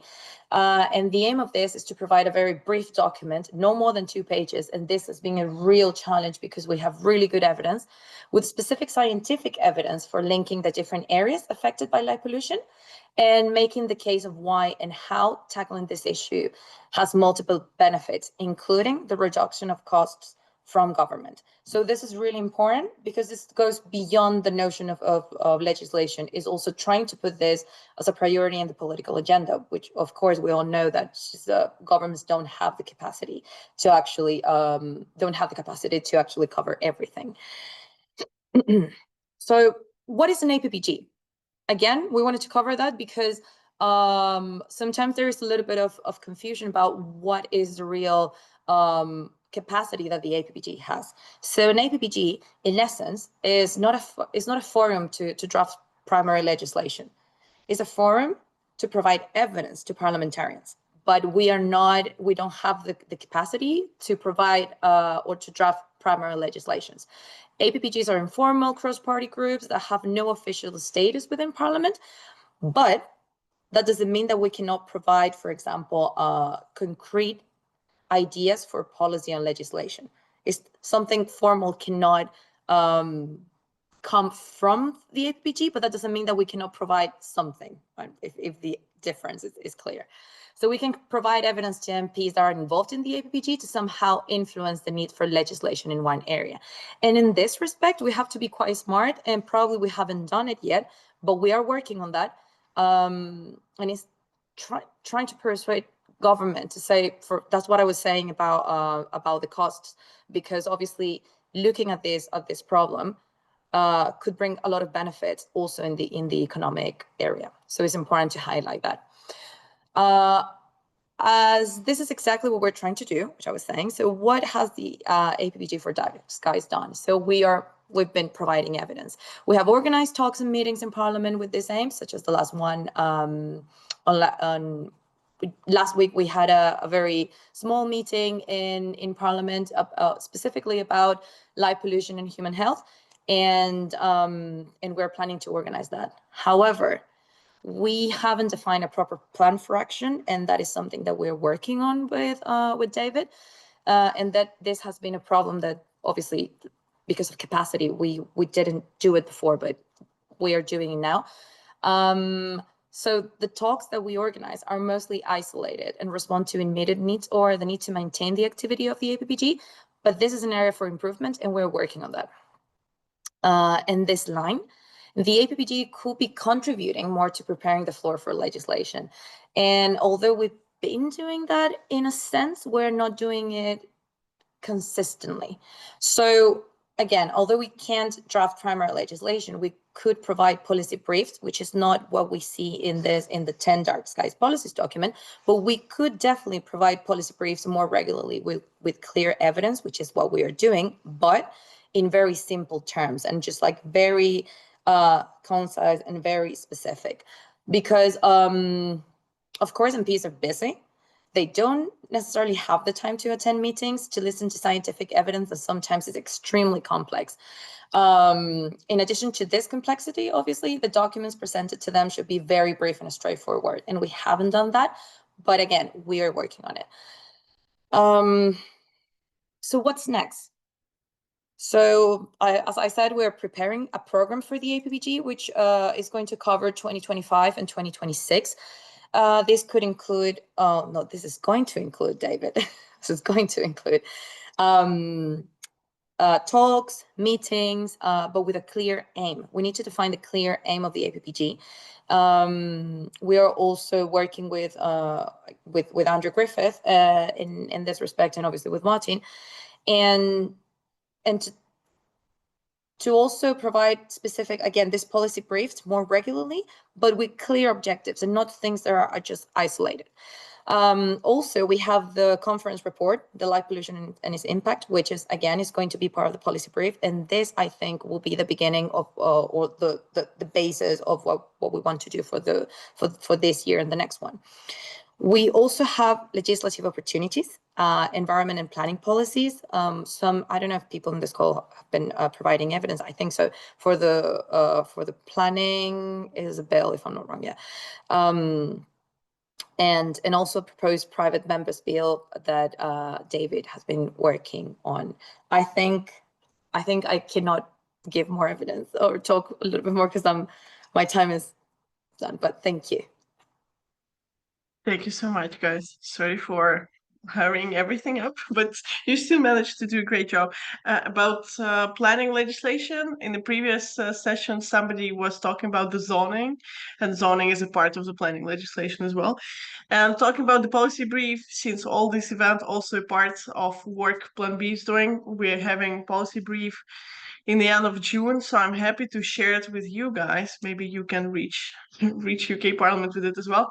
It's going to be EU focused, but I guess there's some general ideas which for sure we share. Like I will discuss it later, but David, you know everything what is expressed there already. So, okay, guys, thank you. I have 2 questions. Maybe we don't have a lot of time, but I will take them anyway. So what is the UK perspective for the future on light pollution, I guess? And another comment from James Lovendal. Hi, James. Seen you yesterday, I think. So I'm watching with a great interest your presentation. In your opinion, how important has it been for Parliament member to hear directly from experts in light pollution in conference and hearings. Do they like published reports, and how important it has been to develop a relationship with decision makers? So really quickly. You can go first. Yeah, you can go first. Okay, so the first one on the UK perspective, light is still not properly defined as a pollutant. We still need to get there. It's recognized perhaps as an emerging pressure, but we still, as we are dealing with everywhere else, trying to increase that level so it's taken more seriously and not just a advisory thing, but something that we all need to do. We, civil society, are a very different state to the government at that, so we need to do some work. With regards to the APPG and the ability then to reach into directly to members of Parliament, it's really useful. It creates that forum and that kind of focus point. However, as Marietta said, it could be doing more. It could be advancing in a better way, and not just kind of having everything parked there. So it's not kind of a guaranteed way to influence government, but it's a good way to increase discussion and to kind of explore some different avenues. So I think we're still working out how to best utilize that space, but it is useful that we have that there versus other issues where we don't have a kind of a one-stop place to go and reach those parliamentarians. I think, can I add to that? Yeah, yes, sure. I definitely agree with David on the view of the UK, and I also think that what we haven't done and we need to do is to find this kind of like line or this approach to engage parliamentarians, and that has been one of the main issues, and that's why from the beginning I like numbers. I have to say that I really like numbers. That's my background. I really like numbers. And I think that we haven't really provided that kind of evidence that parliamentarians pay a lot of attention to, because this is government. So we, particularly for example, I just want to give an example of human health. We have a big issue today with the NHS in the UK. A big issue with how expensive it is, how it has been. The NHS is the National Health Service. So, so a way to, for example, to engage parliamentarians could be saying, okay, although light pollution could contribute, could contribute to some health issues, right? Psychological and physical issues.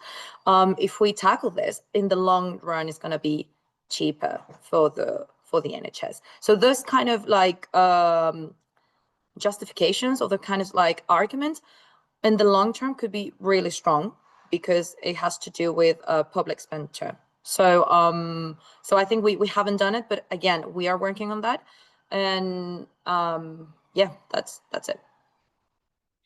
Thank you so much. I don't know if that made any sense. I was just vomiting information, but yes, I don't know if that made any sense. It was great. I mean, we can take it further to the panel discussion, because we have a second panel discussion. Thank you, Marietta and David, for your great work and for the brilliant presentation, which was very concise and perfectly in time. Thank you, guys. See you at the panel discussion a bit later. We will move to our next speaker. We are broadening in this session the scope towards other stakeholders which are involved in the development of policies and regulations on light pollution. And our next speaker is Dan Ockley. Dan Ockley is the regional manager for Dark Sky International, starting in April 2025. Previously was a professional dark sky expert and the founding director of Darkscape Consulting. Has long experience of working in dark skies and is passionate about providing services to protect our connection to the cosmos for people and our planet. Then served as dark sky officer for South Down National Park Authority for over 10 years and was responsible for creating and producing all aspects of South Down IDA International Dark Sky Moors Reserve application. Dan was the chair of Dark Sky International Places Committees, is a founder member of the Dark Sky UK chapter and a registered Dark Sky advocate. He also established the UK Dark Sky Partnership. It includes protected landscapes, local authorities, professional lighting institutions, astronomical societies, and other dark sky organizations. He's also been awarded the IDA Dark Sky Defender Award and received awards from the Commission for Dark Skies, Lighting Industry Association, and the Virtual Company for Lighting Monitors for innovative approaches to lighting design. So Dan has a lot of really great experiences, and I'm very happy to welcome him here to present the view of Dark Sky International for light pollution regulations. Dan, the floor is yours. Thank you very much. I will just share my screen. Here we go. Make it full size for everybody. You can all see that okay? You're on mute there, Jana. Yeah, it's cool. Yeah, it's cool. Right, Yeah, brilliant. it's okay. Okay. So yeah, I'm the newly Dark regional manager for Dark Skies, and I think that role kind of expresses the desire for Dark Sky International to look a little bit more globally in its reach and support places that are more, outside of the US, basically, because the organisation did really start in America, but we're now looking more globally. And this is just an overview of what's going on at the moment. So what I'm going to do is just talk about who we are, what we do. Hopefully you all know that already, but how we're kind of responding to new opportunities and challenges.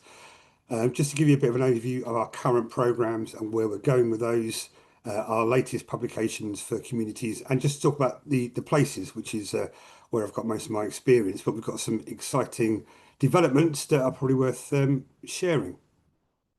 So this is our mission. It is to restore the nighttime environment and protect communities from the harmful effects of light pollution through outreach, advocacy, and conservation. And one of the big things I've always tried to get my head around is how to do this, because there are 3 drivers that go into this that we work with, and each is quite complex. And we find we've got this tension in our work of how we kind of absorb principles of lighting designers who are going to go out there and actually put those lights that we want in against the environmental impacts of those lights doing the damage in the first place. And in the middle, you've kind of got the practicalities of how that is all delivered. And at the moment, a lot of that is done by advocates and scientific researchers and some lighting designers. So our mission really is trying to find that kind of sweet spot in trying to communicate all these different aspects and all these different challenges into one kind of coherent set of criteria. So it's a mission that kind of does depend on a lot of different things coming in tension. Our current program, we have a number of different options available. You all hopefully should know about the main, probably the fundamental one, which is the Dark Sky Place, which I'll go over in a minute. But we have broadened out to include more specific approved certification programs, one for sea turtle sensitive places and lighting. We have the Dark Sky approved luminaire program, which is always good for new lighting designers and manufacturers to join and get their lighting certified with Dark Sky International. And then we have some new programs that are based on places and kind of facilities. So we're looking at things like oil and gas facilities and how they can be improved in ports. That's upcoming. But we also have the lodging program. We're recognizing that astrotourism is much more important now. So that's much more important to promote. And we've got the sports lighting, which, it kind of speaks for itself, really, because we need good control in that. Our Dark Sky Places program, we're coming up to the 250th application in the world, which is a really good achievement for us. We're not going to say who it is just yet, but it just goes to show that we've gone from a few places about 10 years ago to a much broader outreach. And we're now getting these wonderful new places coming in from all around the world, from the USA to New Zealand, and the more recent ones that are becoming really kind of like dynamic in what they're doing, which is the ones in Saudi Arabia. And this latest one in Alula was designated last year, and their focus is really much on astrotourism and how they can get people into the country to see their night skies. And we've designated about the area of Syria in total, so it's not a huge amount, but it's an amount we should be proud of, that people have contributed to that. We have our community of advocates as well, and I think these are very underestimated in what they can do, because we rely on our advocates to communicate our Dark Skies messages, And a lot of these advocates are enthusiasts who don't know a lot about lighting or don't know a lot about dark skies to begin with. So our job is to arm them with the right narratives and the right information that they can go out there and talk as experts. And as you can see from the chat that's been going on, it's always evolving. So making sure we can distill that down into sensible leaflets and guidance for them is always a bit of a challenge, because we recognise that every country is different. The perceptions are different, the desires, the challenges are different, and so we have to try and arm all these advocates and members with the right information to go about doing our work. We also try and deal more with the lighting community, and this is something I think that Dark Sky International is embraced a little bit more recently, and that's talking to the lighting designers to be more a part of the development of the guidances and the policies. So we have had a lot of experience with IES in America, and they have been very much involved in the work with the community guidance, which I will go into in a minute. But for myself in the UK, I've had a lot of involvement talking with the Institution of Lighting Professionals and other partners in the UK. Bug Life would be another one with David. And the other people at the CIE. And what we really want to recognise is we want to bring these groups in to our conversations, so we make sure that the guidances we give out are supported by the lighting professionals, because ultimately, if we don't get that kind of buy-in, then you have to question whether or not the guidance we produce are really valid in the real world. So these conversations are going on, and they're constantly evolving. And one of the challenges we have at the moment is looking at the perceptions of how these guidelines are applied worldwide and trying to absorb them into what are 9 pages of a place's guideline criteria are quite difficult. So we're finding new challenges like the use of illuminance thresholds. Illuminance thresholds are great for towns and cities where you need public lighting, but they're not so good for country parks. But they are still compelled to use illuminance thresholds, which is too bright. So we're finding ways how can we use better lighting thresholds for different places. We're aware of the colour temperature conversations, and I've seen a lot of that in the chat today about how we use other metrics like the SP ratio and the spectral density in the way we communicate things. And also there are things like the melatonin flux is a new one that's coming in that I've seen. All those things have to get absorbed into our guidelines in an easy way for people to understand. It's not everybody's cup of tea, but these are challenges we've got to embrace. Also, we want to see more better sky quality modelling. It's great to have all these metrics that presented to us, but if we can get more understanding of how these lighting changes actually impact the ability to see stars, would be greatly improved for things like planning applications or development control and things like that. So we need to be more aware of how development is happening and impacting, and getting those things into our guidelines as well. And there's also the impact of, I will say, kind of like CRI based lighting will be kind of light for security rather than the environment.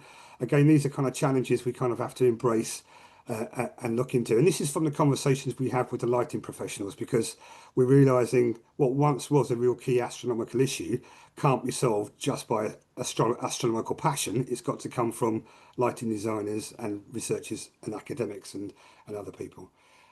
So this is our new model ordnance template that was released in 2024.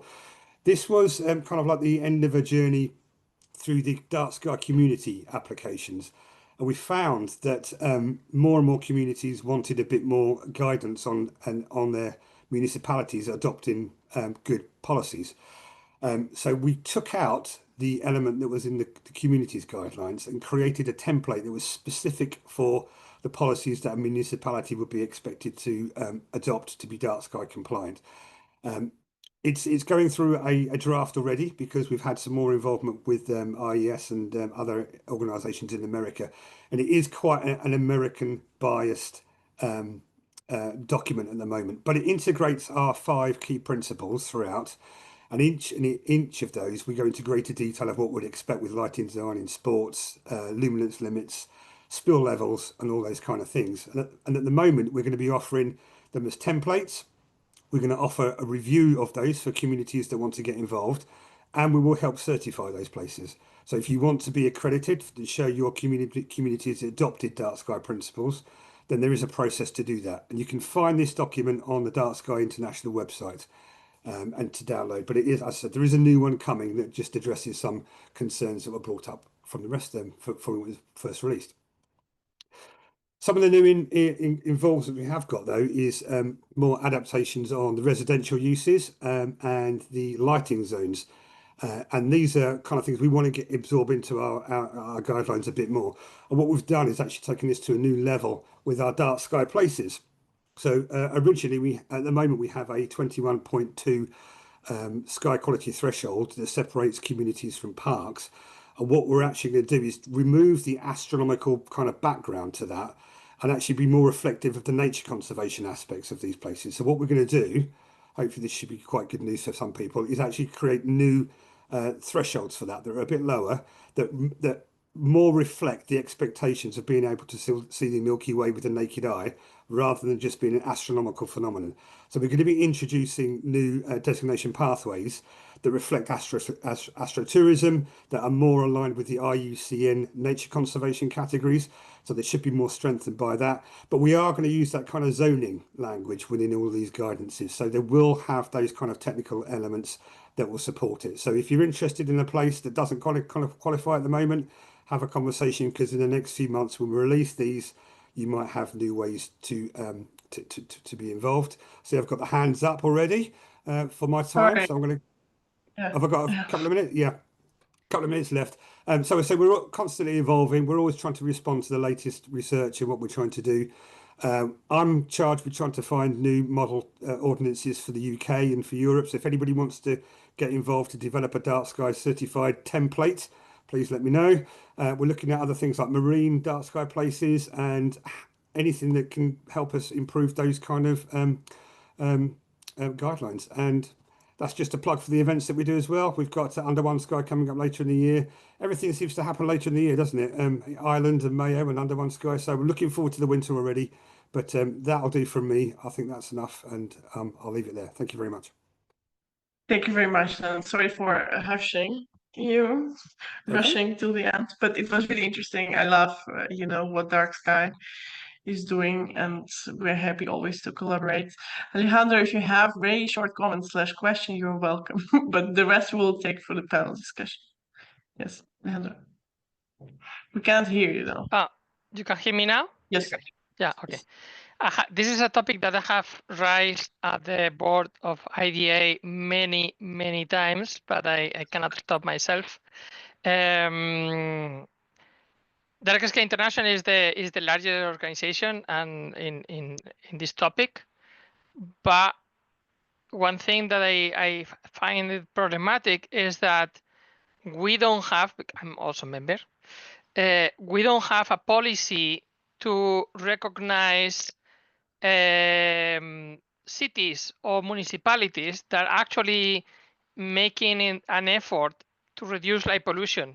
We are only recognizing reduction of light pollution where there is no light pollution. If we don't encourage people like London, Madrid, the Netherlands, 90% of the Netherlands cannot apply for any. So we will not reduce light pollution because we are only recognizing the efforts on places that they don't have light pollution. So, and we need to reduce the light pollution. So I already pushed on this topic on the board, and I think obviously we cannot do greenwashing, but we cannot give medals to people that are still polluting, obviously. But I think it would be very interesting to have labeling now, like we have in Europe, that we have A, B, C, D, F, G, no, to the levels, the different levels of effort of different people to reduce the light pollution, no? Because if not, the municipalities where there is the real light pollution being produced, we don't have any, they don't have any benefit of reducing light pollution. So that's my only comment. Sorry. Dan, you want really quickly to respond? really quickly. Yeah, so yeah, I think we recognise that we need to protect nature, and that's for places that don't have the light pollution. It's absolutely right. But I think we recognise that, again, you're right, it's where the light pollution comes from. So the model ordinance template is an attempt at doing that, is to help those places get some guidance, know what they need to do to get those policies, and if they want to either get it certified or recognised, and there's a pathway with Dark Skies to do that, and that's going to keep on being evolving as those changes come on. And even within Dark Sky Places programme, where we have things like reserves, we recognise there are communities in those reserves that could also benefit from those as well. So South Downs is a brilliant example. So yes, it's important, and yeah, and I think there's lots of people that would want to see those reductions in the cities over some Dark Sky Places that some people may very rarely go to. Okay, thank you very much. The rest we will take to the second panel discussion. Now I would like to introduce our next speaker, which I'm very happy to have, because she represents here lighting industry, which is very important to engage in the conversation when we are talking about regulating light pollution. So I'm happy to invite here to our virtual stage Elena Scaroni from Lighting Europe. So we're taking the angle of industry here. Elena Scaroni is Lighting Europe Secretary General, appointed in June 2023. Before this role, she served as Policy Director since joining Lighting Europe in September 2016. Scaroni has been at the forefront of advocating the interests of European lighting industry in the recent eco-design and energy labeling regulations for light sources. Prior to joining Lighting Europe, she spent 8 years in European affairs at Enel, a multinational energy company. Her responsibilities included managing relations with the European Parliament on all relevant issues such as climate, energy, corporate and social responsibility. She studied in Rome and Paris and holds master's degree in law, specializing in European affairs. Lena, please, the floor is yours. You have your 13 minutes. Thank you. Thank you. How much time do I have? You say 13? Yeah, let's say 13. Okay. Like till 43 minutes or something like that. Thank you. Okay. Timer is on now. Thank you so much, Jana. Thanks to all of you. Exciting, really, to be here. I learned so much today. I really find this event really amazing. So thank you so much for having me and for having me here just already as a participant. I would like now to talk about how we are trying to achieve a balance on light at night, which is an extremely difficult exercise. First of all, what Lighting Europe is, we have 32 members, and we represent together with them more than 1,000 companies, and we are the only one trade association representing the lighting manufacturing industry at European level. Our members are national associations. You may recognize some logos here. We discussed today Germany ZVI, we discussed France, Syndicat de l'Éclairage, Syndicat du Luminaire. You may recognize some logos of companies, big, medium, and also small. Our national association represents mainly very small companies. When it comes to Lighting Europe, we recently adopted a new mission. The mission of Lighting Europe is really to make sure that the value of lighting is actually widely recognized, and Lighting Europe should serve as a platform for dialogue, collaboration, and discussion for all stakeholders in the value chain of lighting, so that we can possibly align on common policy goals, such as regulating light at night. And just quickly about the objectives of Lighting Europe. So to implement our strategy, we set some key objectives, and one of them is lighting comes first mindset. You may wonder, what does it mean? That it means that when there is a new construction or renovation project, lighting is very often left at the end of the project, and that comes with very bad consequences. We have bad lighting, cheap products, inefficient, that really do not deserve well the target and the tasks. So we want to reverse the process. We'd like to have in every new project that lighting is considered at the beginning, not to have just whatever lighting, but to have very good quality lighting, to have targeted lighting, to have adapted lighting, to have intelligent lighting, tunable lighting, and so that really lighting that serves a purpose and only when it's actually needed. And one of the other objectives I would like to mention today that would be interesting for you is that we are engaging as a global thought and technical leader. What does it mean? It means that Lighting Europe gives the possibility to other stakeholders and other actors to make use of our expertise. So we give our expertise at the disposal of other actors for aligning, especially at global level, because it's a European organization, but the idea is to coordinate with other associations at global level, including Dark Sky, including the Global Lighting Association. I heard today talking about the Australian Lighting Council. They are partners with us in the global lighting. There we also try to align on common principles on artificial light at night. So today I would like to talk about this difficult balance that we have in front of us. Humans that need light at night and ecology that needs darkness. We believe that a partnership is possible. Cooperation is possible. We are very optimistic. We want to be very optimistic, even though it's not an easy topic. I heard today about resistance from citizens in some French or other cities in Europe when the light has been switched off for the entire night and protest. And I was Slovenia, I think. I'm not very surprised. We are so much used to light. It's hundreds of thousands of years we are used to light. It was just a fire, it was a torch, it was a candle, it was an incandescent lamp. It's now a modern technology, but the basic needs are still the same, and we are so used to that. We actually have some very, very special needs at night, also related to our modern life, actually.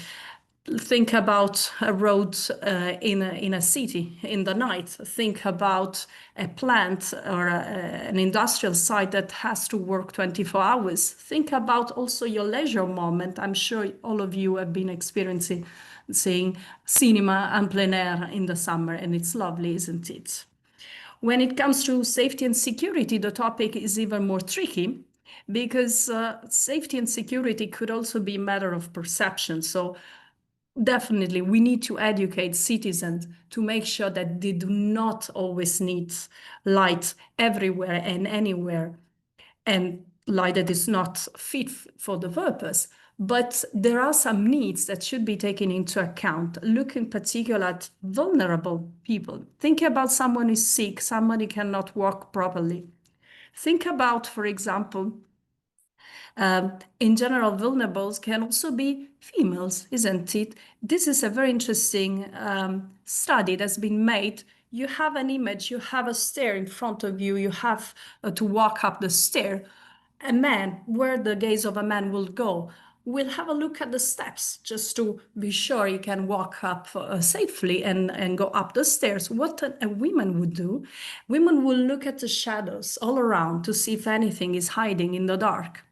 So lighting is also a matter of vulnerables and their needs. Then what about night? Night, of course, is needed by the ecology for navigation of birds, feeding cycles, reproduction cycles, and safety. I mean, an insect under a spotlight, of course, will be very easily victim of a predator, isn't it? And night is also for people. We need ourselves darkness. Not only I don't want to have a spotlight in my bedroom, of course, that's very bad for my sleeping pattern, but I also need to have a chance, as many of you mentioned in the chat. It was amazing what you experienced with Spain, blackout, the wonder of looking at the stars, the sense of peace, the need to connect to nature. This is incredibly important. So then we have this balance, these different needs. Let's start to find solution. Unfortunately, before we start, we have to consider a number of scientific issues. And I heard this morning, a few minutes ago, so science, of course, science of lighting and light is extremely complex. So you may wish to protect one species. Well, you will have an impact probably on another one in the same food chain. So that will come with a lot of complexities. And I was really interested in reading the discussions were also in the chat, and I hear in media the impact of blue light. Indeed, this is a very interesting table. It's coming from a study. And you see that's about, it's in French, the wavelength that should be avoided by a different group of species. Look at that. Blue indeed has an impact on all of them, but that's not the only one. And I would like, sorry, I don't see that very well. Oop, Papa is going back and forth. I don't see the whole table right now, but what I remember is that indeed UV, violet, blue, and basically also green, they all have impact on species. So you may act on one of them, for example, blue.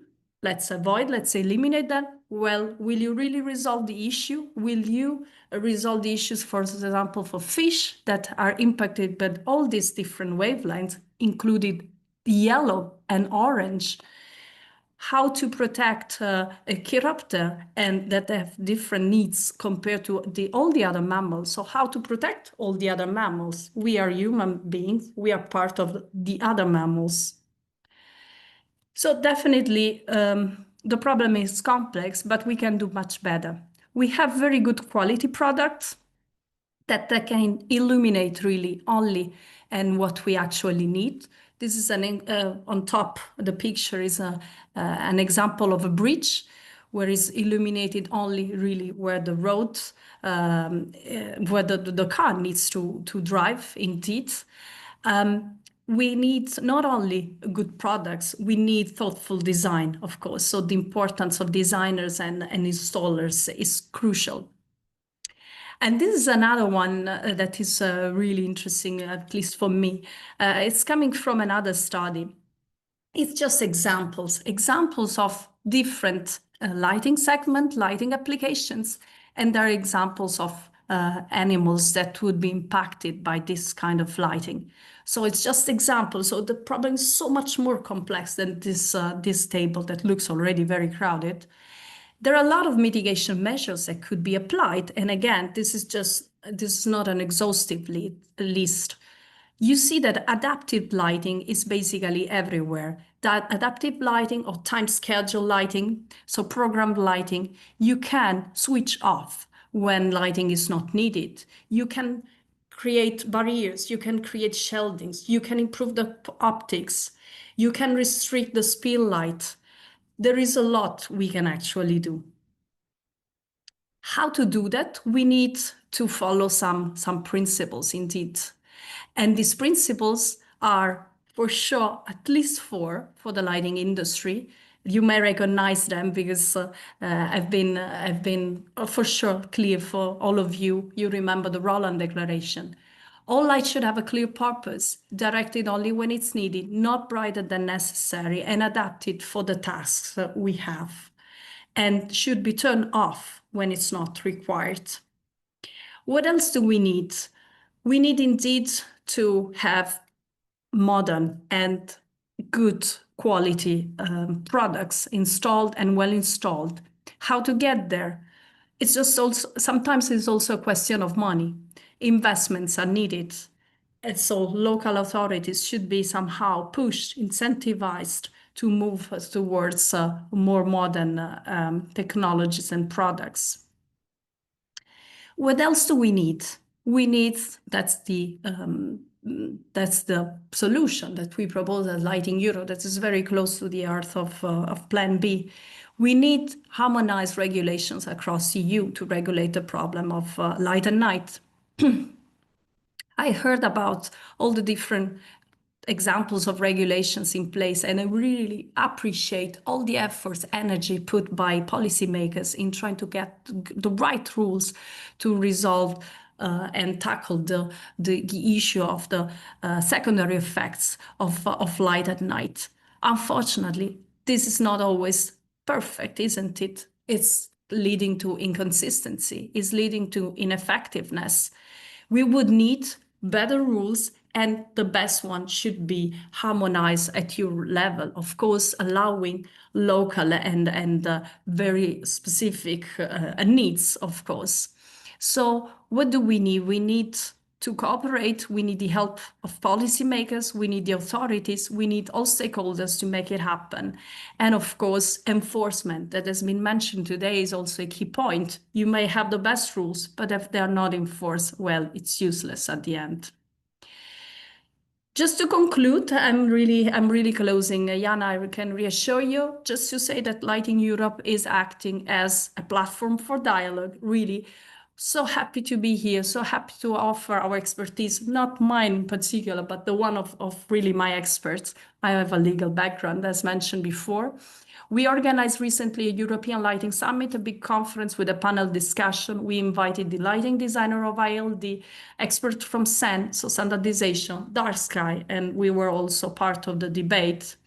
We just last week organized a webinar to make sure that the dialogue moves on with other actors that are also very important and influential. Lucy, so the network of cities in urban lighting, an influential ecologist, and we were also a part of the discussion. So at Lighting Europe, we believe that solutions are there, technology is there, and we need to find the right balance. So we're happy to contribute and make part of the solution. Thank you. Thank you so much, Elena. It was really nice.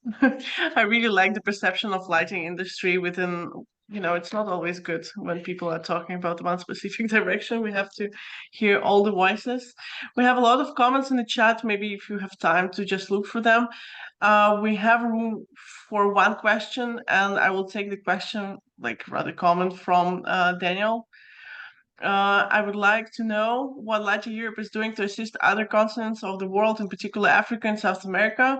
So they're both the two largest emerging economies in the world, with a growing urban sprawl and growth of cities. I believe it is essential that first world nations are educated about light pollution and standards, and regulations toward mitigation against light pollution are applied at source, if you could say that. So the question is here whether Lighting Europe is engaged anyhow in collaboration with other countries than Europe, and whether you have a contribution on producing the best lighting practices, I guess. Thank you. Thank you so much. So I would love to be able to influence what happens in other regions in the world. Unfortunately, that's completely... First, we're not an influential in Europe already, but at least we try to be. Scope is Europe. The scope of Lighting Europe is Europe. So Africa and other countries, unfortunately, are very far from our scope. What do we do at global level? As I said, we try to cooperate with the Global Lighting Association and get to common understanding, common principles, and from there spread the word, the same word in the different regions. But unfortunately, from Africa, for example, we have no lighting association, unfortunately. Okay. Anyway, you're here for us to listen. We're here to listen to each other and develop the best ideas which we can potentially distribute to the other stakeholders in other countries. Thank you very much, Elena, for your presentation. It was awesome. And please stay for the panel discussion where we can address some more questions. Thank you. So now I would like to invite our next speaker. I hope he's here with us now. Our next speaker is well-recognized research in light pollution field. It's Fabio Falchi. I wonder, Fabio, if you're here. Yes, I'm here. Can you hear me?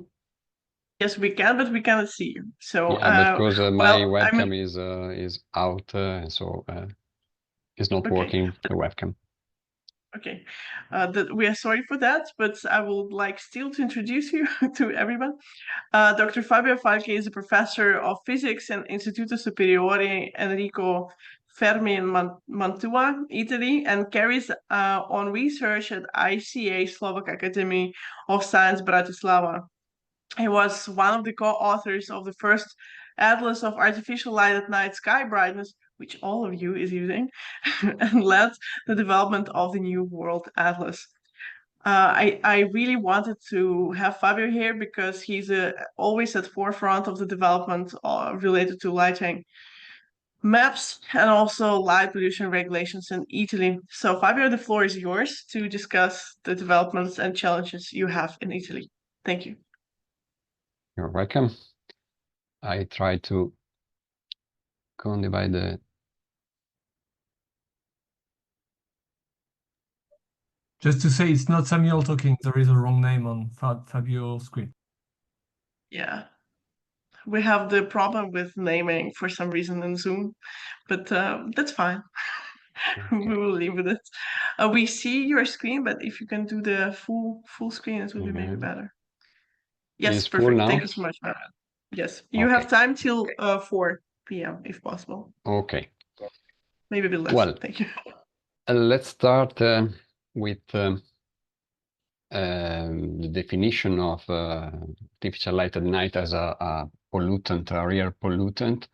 And we can base this on what the United Nations say on air pollution. And they say that air pollution means the introduction by man, directly or indirectly, of substances or energy, and the bold character is mine, of course, into the air, resulting in deleterious effects of such a nature as to endanger human health, harm living resources and ecosystems, and material property, and impair or interfere with amenities and other legitimate uses of the environment.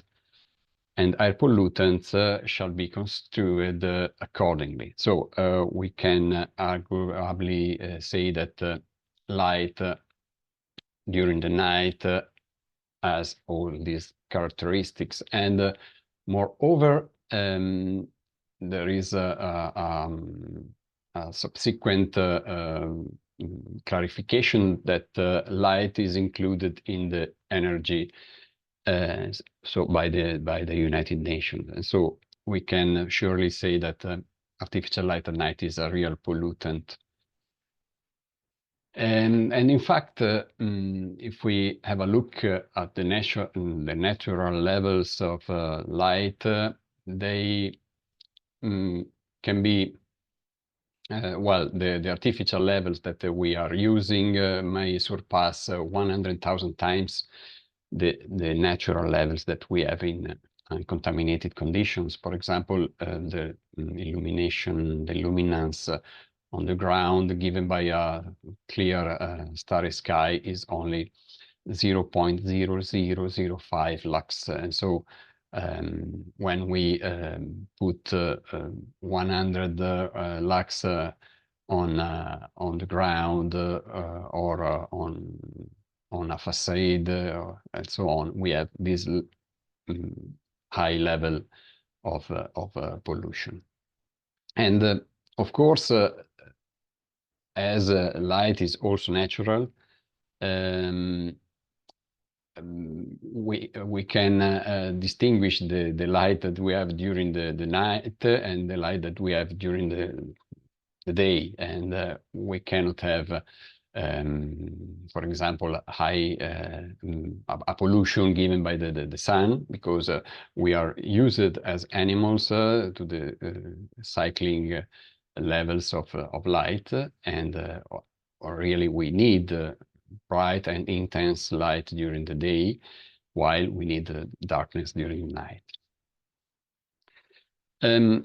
Let's have a look at the other pollutants of the air, and what is going on since, for example, the start of 2000, but also earlier, if we have a look.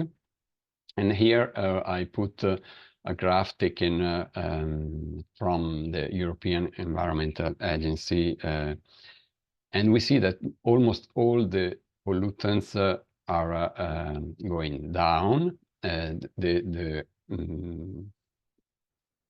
The curve that is rising is the gross domestic product, and so it is not a pollutant. And the same happens in the United States with the data we have from the Environmental Protection Agency of the United States. So all the air pollutants are lowering during the time, because of the legislations that has been enforced during these years, in the last decades.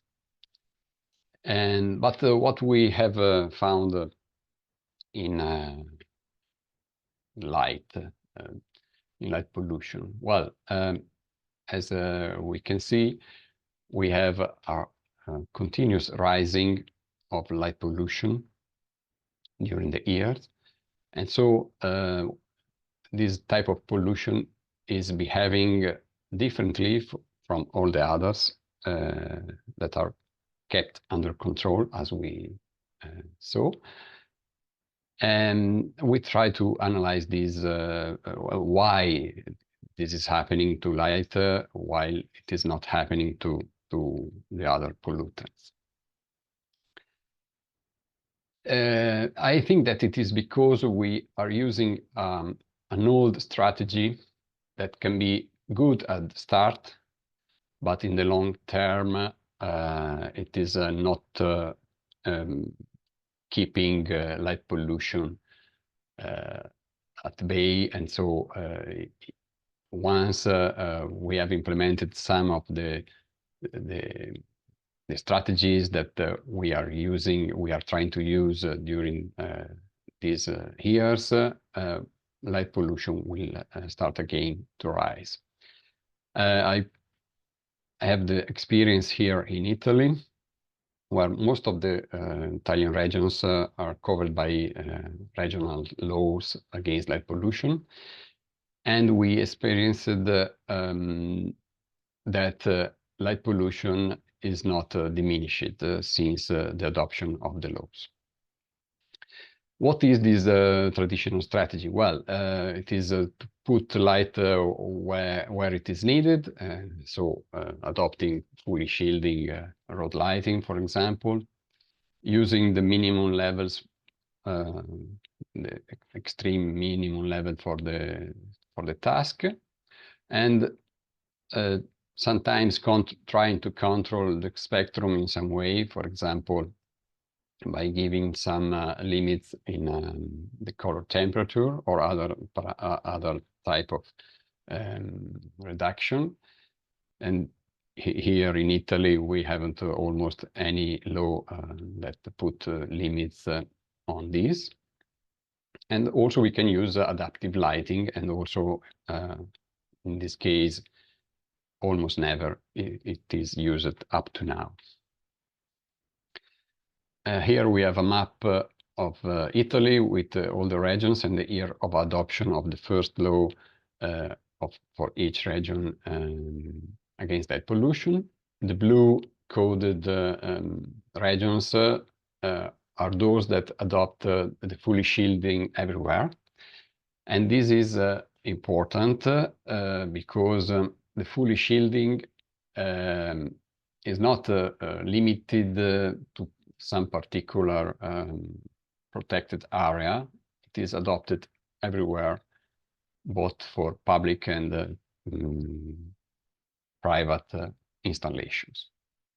And the other colors means, for example, an upward light output ratio of less than 3% for Tuscany, for example, or the light blue, where we have in Campania and Lazio, where almost everywhere we have prescribed 0% direct light upward, but with some exception. And then we have only 2 regions left without any legislation. Let's have a look on the Lombardy region law. And this was a law adopted in year 2000, after we were able to collect more than 25,000 signatures by citizens to push for the approval of the law. And we obtained what I think it is a very, very good law, but of the traditional level. Of course, it was a quarter of a century ago. And so we cannot pretend that we knew back then that this wasn't sufficient to stop light pollution. And in fact, well, really, it stopped light pollution increase because now we have about the same luminance level of the sky as we had in year 2000. This is because most of the light that were extremely light polluting, for example, the globe lighting are now not anymore in our roads. So almost 100% of road lighting, public road lighting, is fully shielded now. And another thing that I must stress here is that Lombardia is the most developed Italian region, with about almost a quarter of the gross domestic product of Italy, and with 10 million inhabitants. And so if we can extend fully shielding, well, if you can have fully shielding for all the territory of Lombardy, we can put this everywhere in the world.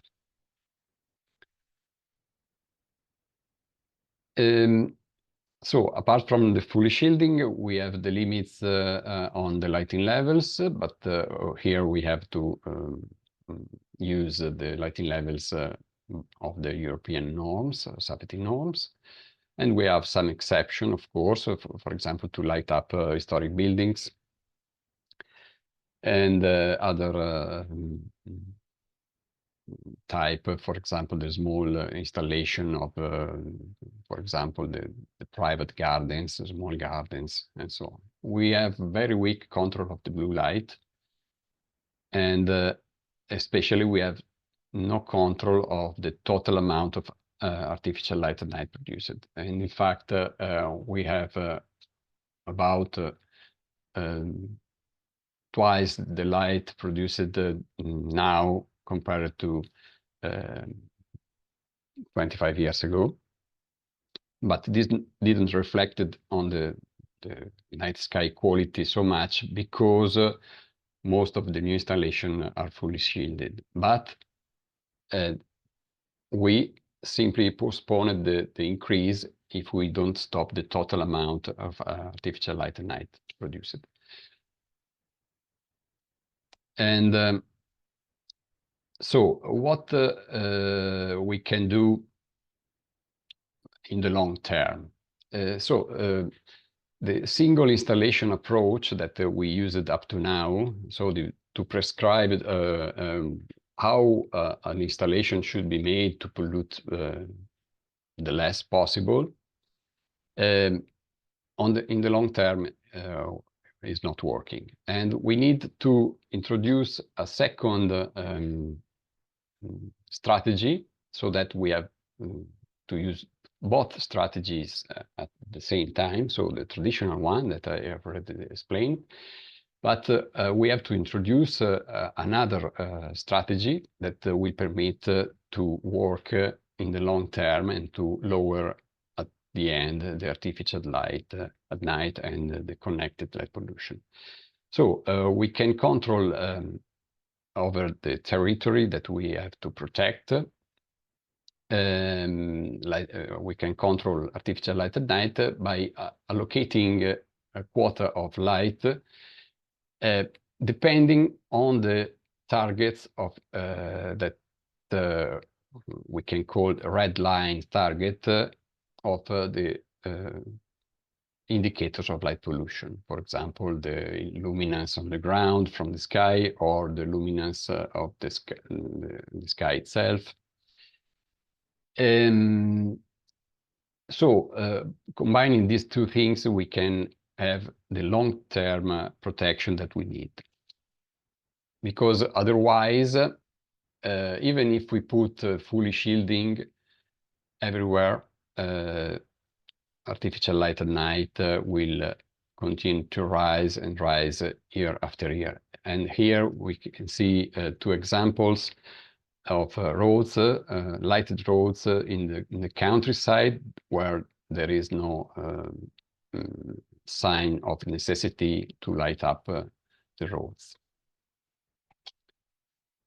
We can control now where the light polluting a sky. In this example, I have produced a map of the municipalities surrounding one of the biggest observatory in Italy, that of Padua at Asiago.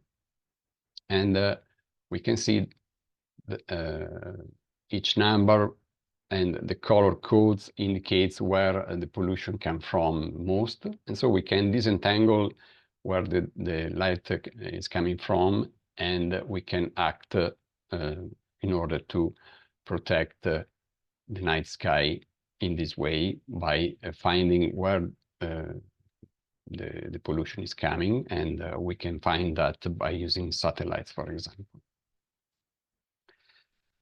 So my message here is to have a look globally at light pollution, and so not focus only at the single installation level, but at the global level. And I finish with this firefly walking on a leaf in my garden. And in these nights, I have hundreds of fireflies flying there, because I have no direct lights coming from the surrounding that protect these insects. Thanks. Thank you so much, Fabio, for your great presentation. I think we will take the questions and comments to the panel discussion, because now we have to have a 10-minute break. So thank you very much, Fabio, and I would appreciate if you will be able to stay with us for the panel discussion later. Yes. Guys, we're having a short break. It's going to be 9 minutes. So if you can come back at 10 minutes past 4, I would appreciate it. Thank you. I'll read his bio, but I'm sure that most of you know who Alejandro is. Alejandro Sanchez de Miguel is an astrophysicist and a leading expert in artificial light at night and satellite-based nighttime remote sensing. His interdisciplinary work explores how nighttime lighting affects ecosystems, human health, and astronomical observations using data from ISS, which is International Space Station, SDG-SAT-1, and Jeline-1 satellites, which is Chinese satellites, I guess. He serves as Spanish National Delegate for Dark Sky International and was formerly president of the Astronomical Society of the Complutense University of Madrid. He actively promotes public outreach and citizen science through live broadcasts, field expeditions, partnerships with environmental organizations. Alejandro is also one of the members of Plan B project, where he also works on measurement and monitoring light pollution. Alejandro will be presenting Spanish experiences on light pollution regulations, mapping, monitoring, and so on. Alejandro, the floor is yours. Please, you have 15 minutes till 16:25. Thank you.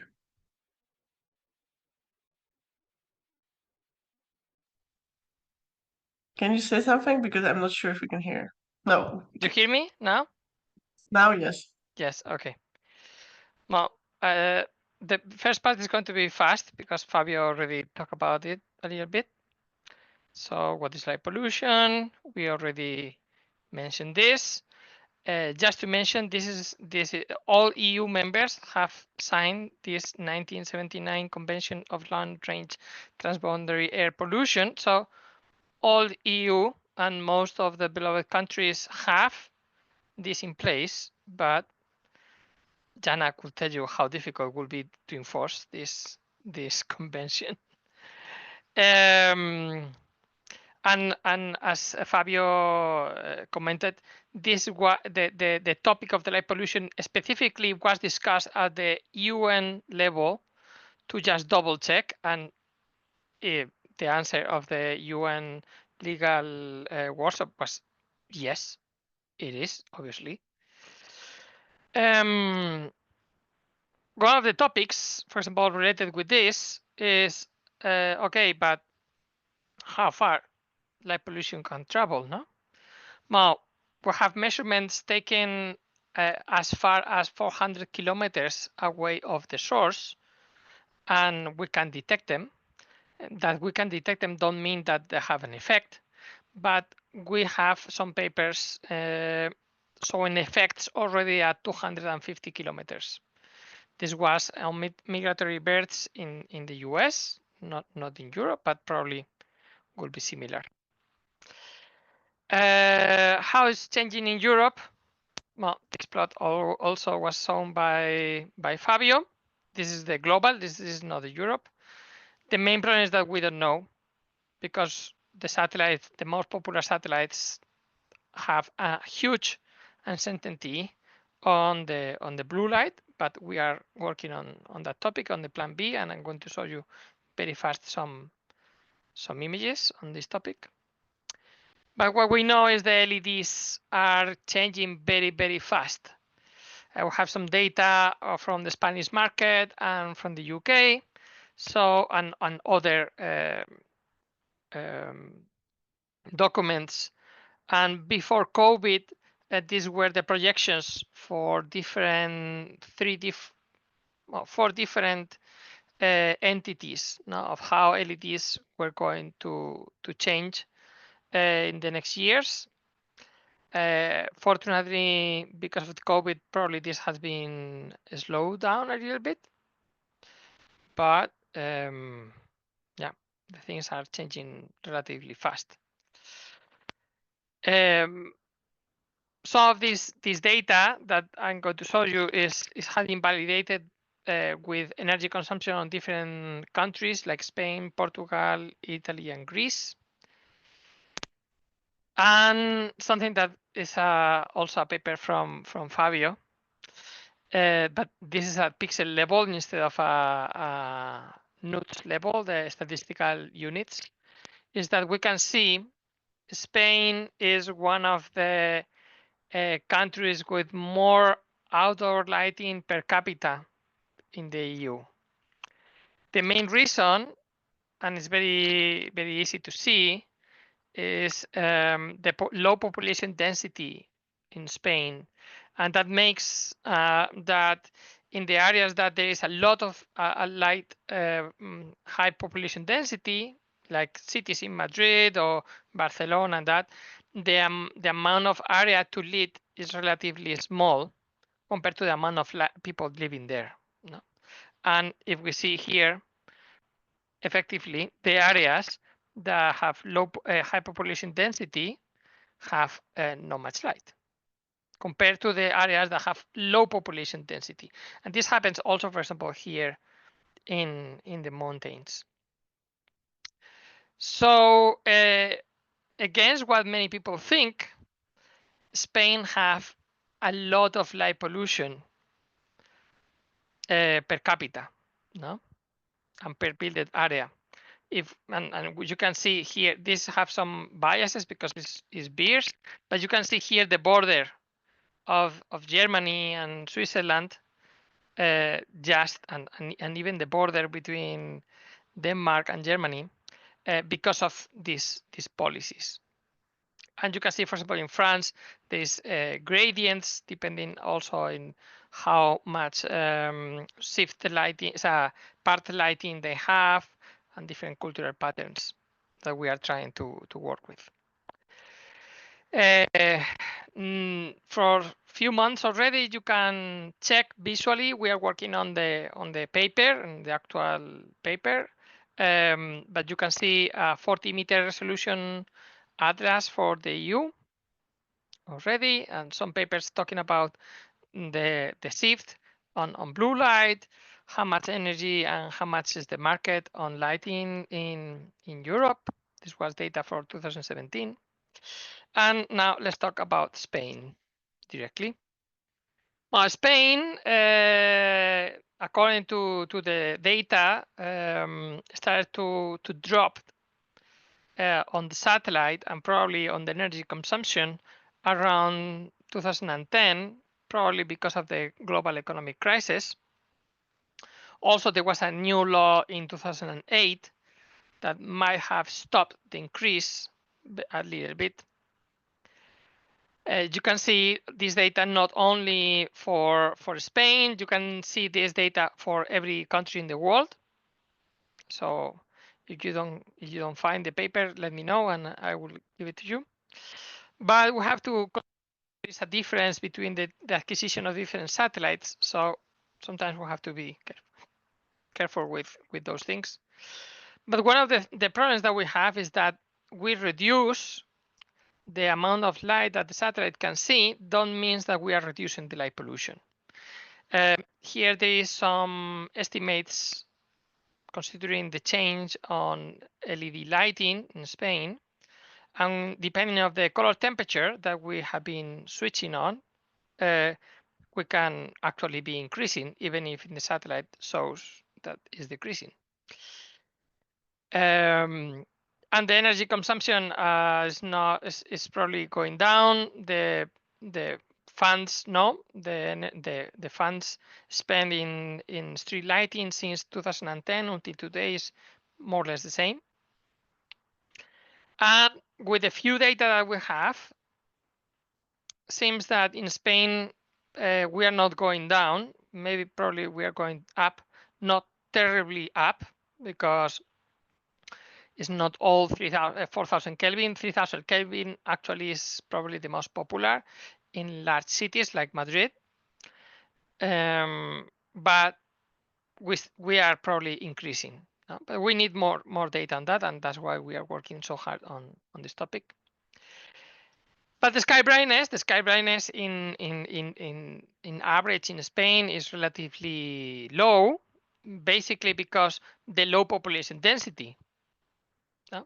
So, for example, some of the most growing areas in light pollution is Soria and Teruel and Almería, but as they have very few people living there, they actually have a lot of protected areas on light pollution. What is a paradox? No, so the light pollution is growing the most on the places that we have the least amount of light pollution. So we should think twice on if is that what we want to do and if the policies are actually working or not. We had a massive retrofit in Spain, for example, in what is the city of Madrid. The light levels, the theoretical light levels were reduced by 50%, and that is more or less supported by what we see in the satellite. But if we see this with beers, can be misleading because, first of all, that we see the same in Milan, when actually Milan didn't reduce at all the light levels, zero reduction in the project itself was meant to be like that. There have been a change. So there have been, this was the technologies that we have in Spain was mainly sodium lamps, fluorescents, and mercury vapor. And currently, the estimates that we have, we don't have so much fluorescents and mercury lamps because they are banned. But the estimates that we have now in Spain is that we used to have like 70% lamps that they were low CCT, and this means at that time sodium lamps. Nowadays, if we consider low CCT anything below 2,700 Kelvin, we have gone worse. Now probably we'll have around 61%. We have lost nearly 10%, 8%, exactly 8.5% of low CCT, and maybe this is optimistic. We have several laws. We have the Ley de Calidad del Aire of 2007. That is a very, very general law that say that every public entity should try to minimize light pollution. Then we have a decree in 2008 that basically say that we should have as maximum light levels the CIE norm, and you can exceed 20%, but the recommended is as maximum. Yeah. So you could have half, and that's perfect, but The problem is this is a maximum level. Then we have a environmental impact assessment law in 2013 that I will mention later. And then we have a lot of regional laws, a lot of them. But only 2 of them, Andalusia and Catalonia, are actually enforced because they have a technical thing describing it. We have a new degree in progress that is to update this 2008. But the proposal from the government had some very big problems, like they wanted to lead every roundabout. They wanted to, but they wanted to do other nice things like ban anything higher than 3000 Kelvin. That is currently freeze. We don't know what's going on with that. But something that has been nice is that now the institute that is subsidizing the public, the street lighting replacements, give more points if your street lighting have 2000 Kelvin. And that has been very interesting because now in practice, the 100% of the street lighting that have been subsidized have actually 2000 Kelvin, just because they gave it a few points more. This is the new law. Yeah. Sorry, if you can wrap up in 1 or 2 minutes. Yeah. I'm about to finish. This is the new law of Andalusia. This is the law in Catalonia. And just to say that we have new images. This is from 2017. This beers. This is our new data and SDGsat. And all the regulations in Spain are in this document. And just remember, the Joint Research Center say that the EU norms are not mandatory and actually are not representatives of the light levels in Europe. This is European Commission presentation. And more or less, this is what I wanted to mention. Thank you very much. If you have any comments, happy to. It's great as always. I think I would like to start the panel discussion because it makes sense and we will address everything at the same time.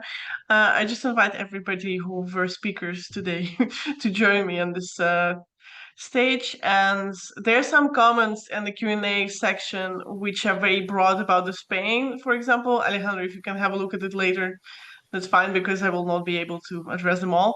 I will rather draw some general questions. And one of the first questions, which was there for a very long time, how do we harmonize the regulations when we have different lighting needs, location, and time? Who wants to start answering this very important question? We don't. Okay, go on. Well, we don't have to harmonize because we have like coastal part of Europe, we have continental part of Europe. People live in a different way over there. They have different cultures, different needs, different seasons. So for the majority of the part, when it comes to Croatia, we have a seasonal influx of tourists, and the part of the year that we actually need illumination on the coastline is the summer. And then during the winter time, pretty much the coastline is less dense and there is no need for artificial lighting. But that's part of our situation and our culture. So legislation should have provisions which are able to offer solutions or for certain types of certain parts of Europe and certain different cultures that are present in Europe. Thank you, Alejandro. In my opinion, there is some things that we should harmonize. For example, I think every lighting project should have environmental impact assessment. That so many of these things are. So we need to harmonize that there is things that are actually mandatory, but not explicitly said on the laws. For example, it's nearly impossible in Europe to not impact and Red Natura 2000 with a lighting installation. And in the definition of the Natura 2000 for the whole Europe say that you should preserve the natural environment as pristine as possible. So that means that even in your country, is not set just because of the definition of Natura 2000 implies that you need an environmental impact assessment, because there is no areas in Europe farther away of 400 kilometers of a city. So we need that there is certain responsibilities like check up the minimal impact, a minimum lighting design. Just having a lighting designer is way better than having a light levels assessment. No, that is there is no control. They don't control the glare. They don't control many things. And the other thing is the monitoring. If we don't monitor the pollutant, it's impossible that we will tackle it, from my opinion. Well, of course, you're absolutely right. However, environmental impact assessment, environmental impact assessment is part of legislation is stipulated through EU legislation.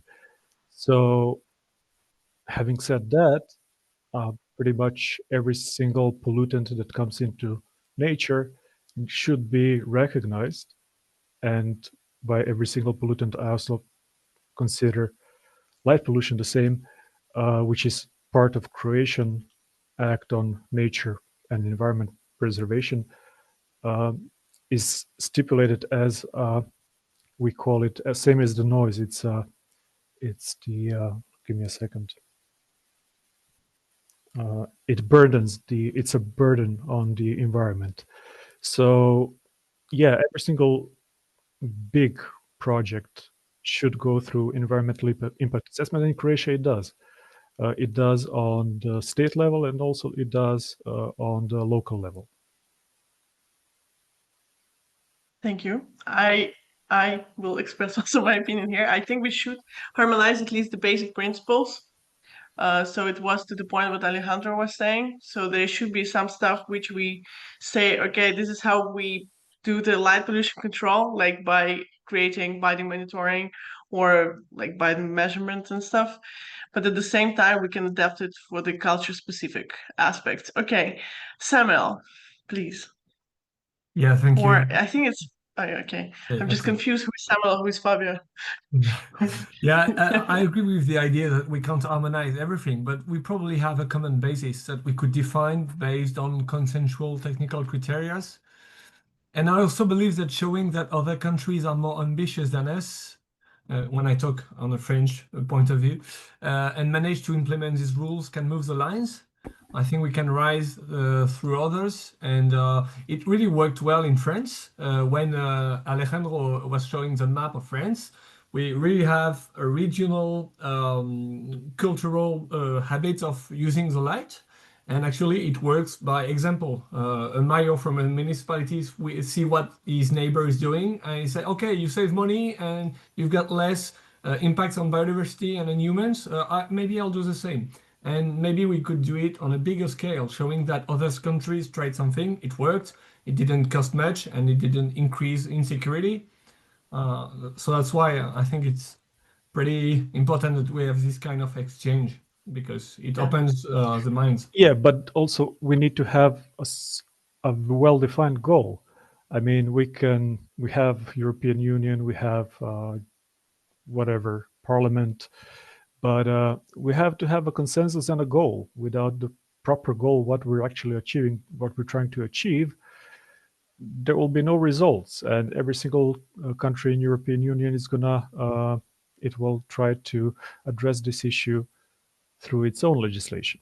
So the main question is, what are we trying to achieve? What are we trying to achieve in the coastline? What are we trying to achieve on the continental part of the European Union? Which nature resorts or special areas are we trying to protect? Which species are we trying to impact, and how? So yeah, but the technology also here plays a vital role. We are on the precipice of a very significant technological leap, which can make changes when it comes to light pollution in real time. So the question is, what are we trying to achieve? Thank you, Benedict. I think you were next. Yeah, I would like to bring some caution to the harmonizing discussion. To harmonize within the European Union needs first to acknowledge where the areas actually are the European Union has taken up legislation. That means that if there's harmonization efforts, that should be first focused on those issues that the European Union has already taken control full of. And that means like the product design, first and foremost. And one of the main issues I have with the European legislation in this area is that it focuses on energy efficiency and not on, for example, lighting efficiency. That is something that has been a backstab under the environmental legislation in the European Union. And second, the application of light in towns, in rural areas and so forth has not been harmonized by the European Union. So harmonizing that would create a real big effort, which I don't think is really sensible in other compared to the effort that you have to put in to do it. And also there are competence questions that are still very, very tough in my opinion. So enhancing those which is already there is far more important than trying to build up new harmonizing legislation. Okay, I accepted the comment. Not necessarily I agree fully, but accepting the comments. Alejandro, please. Yeah, well, it's one of the big problems that we have with the standards is that there is only one standard. Yeah, or at least recognized publicly. No, the Spanish proposition that we made for the degree could be considered a standard. No, standard is just an agreement on a group of people. No, and the problem is that the current standards from the CIE, we know they don't have any scientific basis. They are wrong, and the Joint Research Center agrees on that is not even typical light levels in Europe. So that is problematic. I know there is an CIE discussion to revise these light levels and so on, but that is one of the big problems, no? And the other problem is the public perception of safety that have a huge mismatch with the reality. We have this blackout in Spain, and actually in cities like Madrid, we have a 71% reduction on crime. In Andalusia, we have 30% reduction in crime. In a country that talking about a blackout is nearly a taboo. It's not like in France. In France, there is like 12,000 municipalities that turn off totally or partially the lighting. But in Spain, we have even discussions about if it's that even legal to turn off the lighting of a town of 10 inhabitants. No, we have these kind of discussions. But when actually happened, we see that probably will be more smart to put more funding on police patrolling the rural areas of the cities, putting people on the streets. Actually, that's the real safety, than actually putting more light. No, and that don't mean that the quality of the lighting had to get worse. No, we know the quality is uniformity. We know is having light when the people actually need it. No, and I really think the technology is out there, allows us to have the same quality of lighting, even higher quality of lighting, but that comes from design, lighting design. If there is no lighting design, there is just a standard thing, put it there. And for example, when you use dial-X, they are telling you to break the law in Spain, because they only put you the green tick when you are above the level that is actually the maximum, and that's a big problem. Thank you. Let me very last comment on this one, and then because we have some other topics. You have to unmute yourself. No, yeah. Thanks. So I'll try to be brief. So Alejandro is completely right. So we have technology. Technology should push forward the standards and should push forward the norms. We have made certain progress when it comes to energy efficiency, when it comes to spectrum, when it comes to illuminating bodies, lights, and whole technology in like completely when you take into consideration. But norm hasn't moved up, hasn't changed. The standards haven't followed up. And there is no guidelines from any of these producers. Are they taking into consideration these kind of workshops? I see that some of them are here and present. However, what's the next step? So we have changed, for example, in Croatia, we have changed HPS lights with LEDs. Okay, we have saved, in 10 years, we're going to save 50% of the costs. It's going to pay for itself. And so what's the next step? How are we gonna correlate that energy efficiency, which is not so, which is important, but it's not crucial when it comes to human health and environmental impact? Thank you. Samuel, last very short concluding remark. Yeah, another subject where the European level seems strategic to me is about the market, because if we manage to establish common technical criteria, even if they are minimalist, we need to ensure that products entering the European market comply with these criteria, because today, for the frame example, it's virtually impossible for private individuals to find equipment that complies with our national regulation. It's easy to do for public lighting, but for individuals, it's very hard. So that could be done at the European level, I guess. I hope. Thank you. I don't know. Do we have any other comments on this regard? I can move on. Okay. I really, yeah, maybe Elena can, you. Just to say what you also said, Jana, we do not have yet a very concrete proposal how this EU harmonized regulation should look like.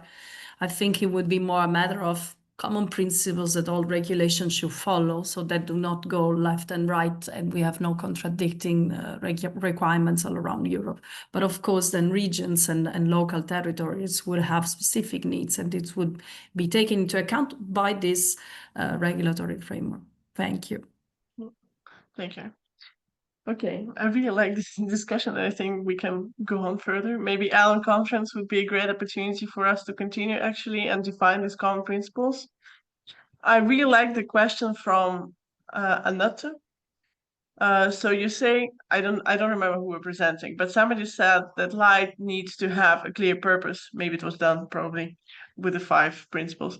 Sky beamers for promotional events have a clear purpose, but they cause immense damage. Who defined which purposes of light are acceptable? Like, should we include in the legislation the purpose? How do we use light? Do we have general norms which would be applicable to any artificial light source? No, let's think about the direction. We have like 5 minutes or a little bit more. Samuel, do you want still to say something, or it's the previous hand, I guess? Okay, yeah, Damir, please. Yeah, so it just, my kind of thought pattern is, are we moving from light sources such as cars and so on and so forth? And about the usefulness and purpose of the lighting, we have to take into consideration that public interest should be above the private interests, and that's the key idea when it comes to light. So the public interest, when we're talking about human health, should exceed the private interest.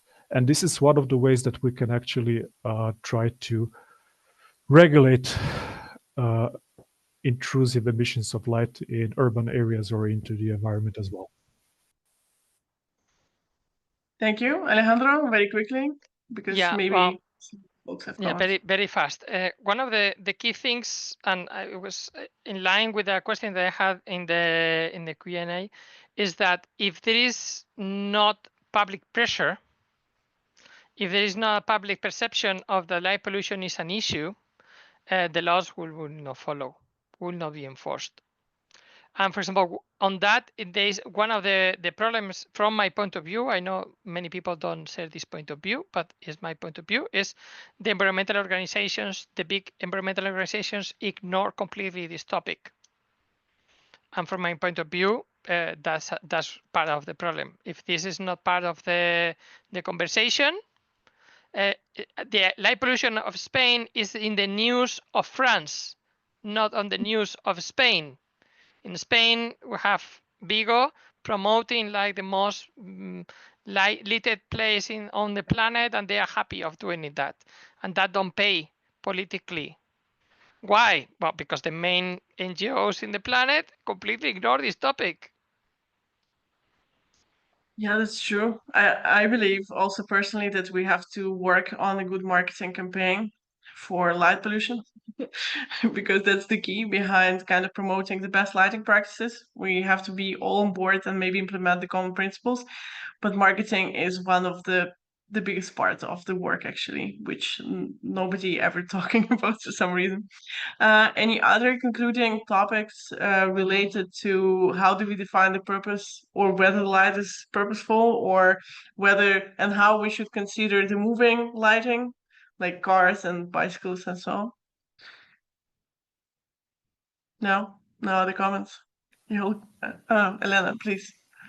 No, it's a very difficult question, and of course it's about politics, and so it means that once you start and kick off the political debate, then, as I said before, we should define some general common principles.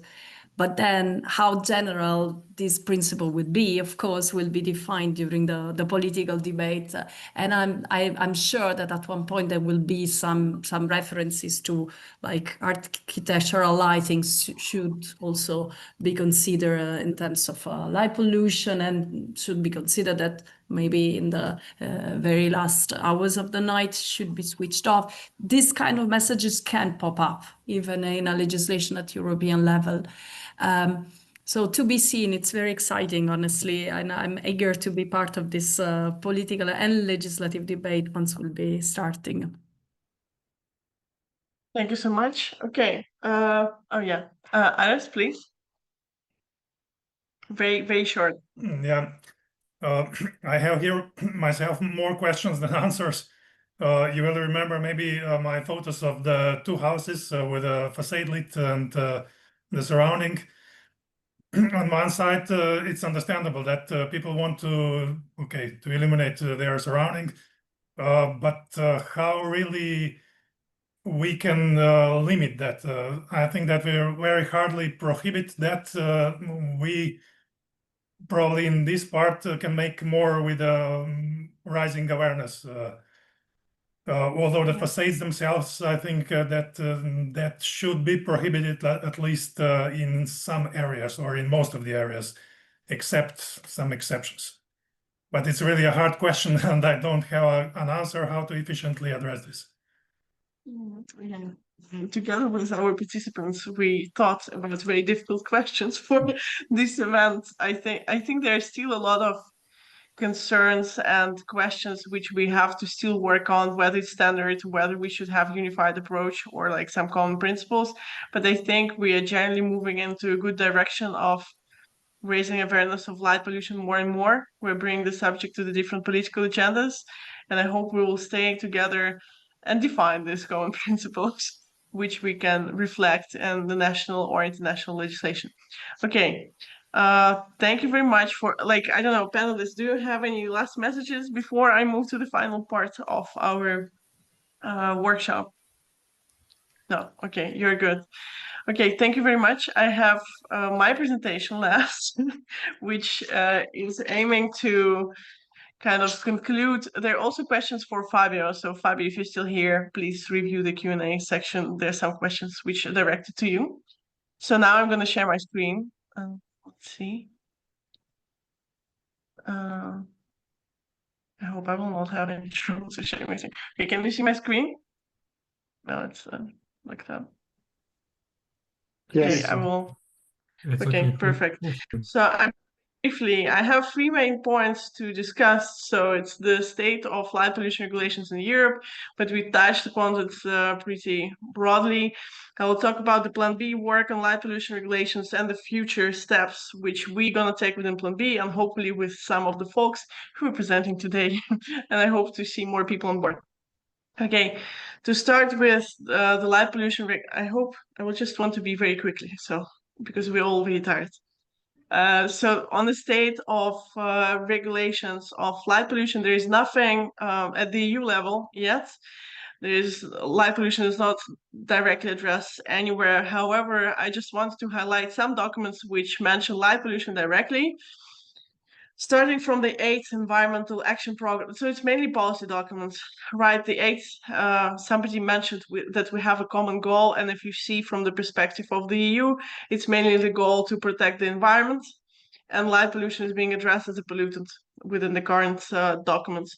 So you have the 8th Environmental Action Program, you have the Future Policy Brief, and then, which is more binding, we have a new regulation recently adopted, Nature Restoration Regulation of the EU, and in preamble, which is very sad, but it's good that it's mentioned there. It's encouraged member states to also be able to consider light pollution within their national nature restoration plans. However, it's preamble and it's very vague. It's really encouraging national member states to consider light pollution or artificial light night impacts. I know that a lot of people across different countries started to at least suggest the national governments to include light pollution targets and light pollution measures within the nature restoration plan. And in some cases, it's successful. I shared with you before the workshop a paper which was developed by one of our colleagues and friends, Salvador Barra, and he discussed how Spanish people working towards the inclusion of protection of darkness within the nature restoration plan. Okay, what is important, also one of the recent documents which was adopted within the EU, it's a zero pollution monitoring and outlook of 2025. It's a pretty recent document, which is talking about the realization and the implementation of the zero pollution action plan, which in my opinion is very ambitious and unrealistic. However, we have to have that unrealistic high goals to be able to push forward this certain action, right? And this document is really has the dedicated chapter related to light pollution, which I'm very happy for. And it's to the point that light pollution is not mentioned anywhere directly. You still can see already that it's being addressed within the newer policy documents. So light pollution there is mentioned as a biodiversity threat. So you can see the message is all about the environmental protection. There's the whole section which is called reducing light and noise pollution impacts, addressing the ecological impacts. Light is considered, or light pollution is a growing environmental concern as human activities. It's a form of human activities. Indicate that specific legislation targeting light pollution remains limited. We all learned about it today as well, but they also recognize the developments. And they recognize two Horizon Europe projects, one of them Plan B, and the second one is Sister Project Aquaplan, which I'm very proud of. Okay.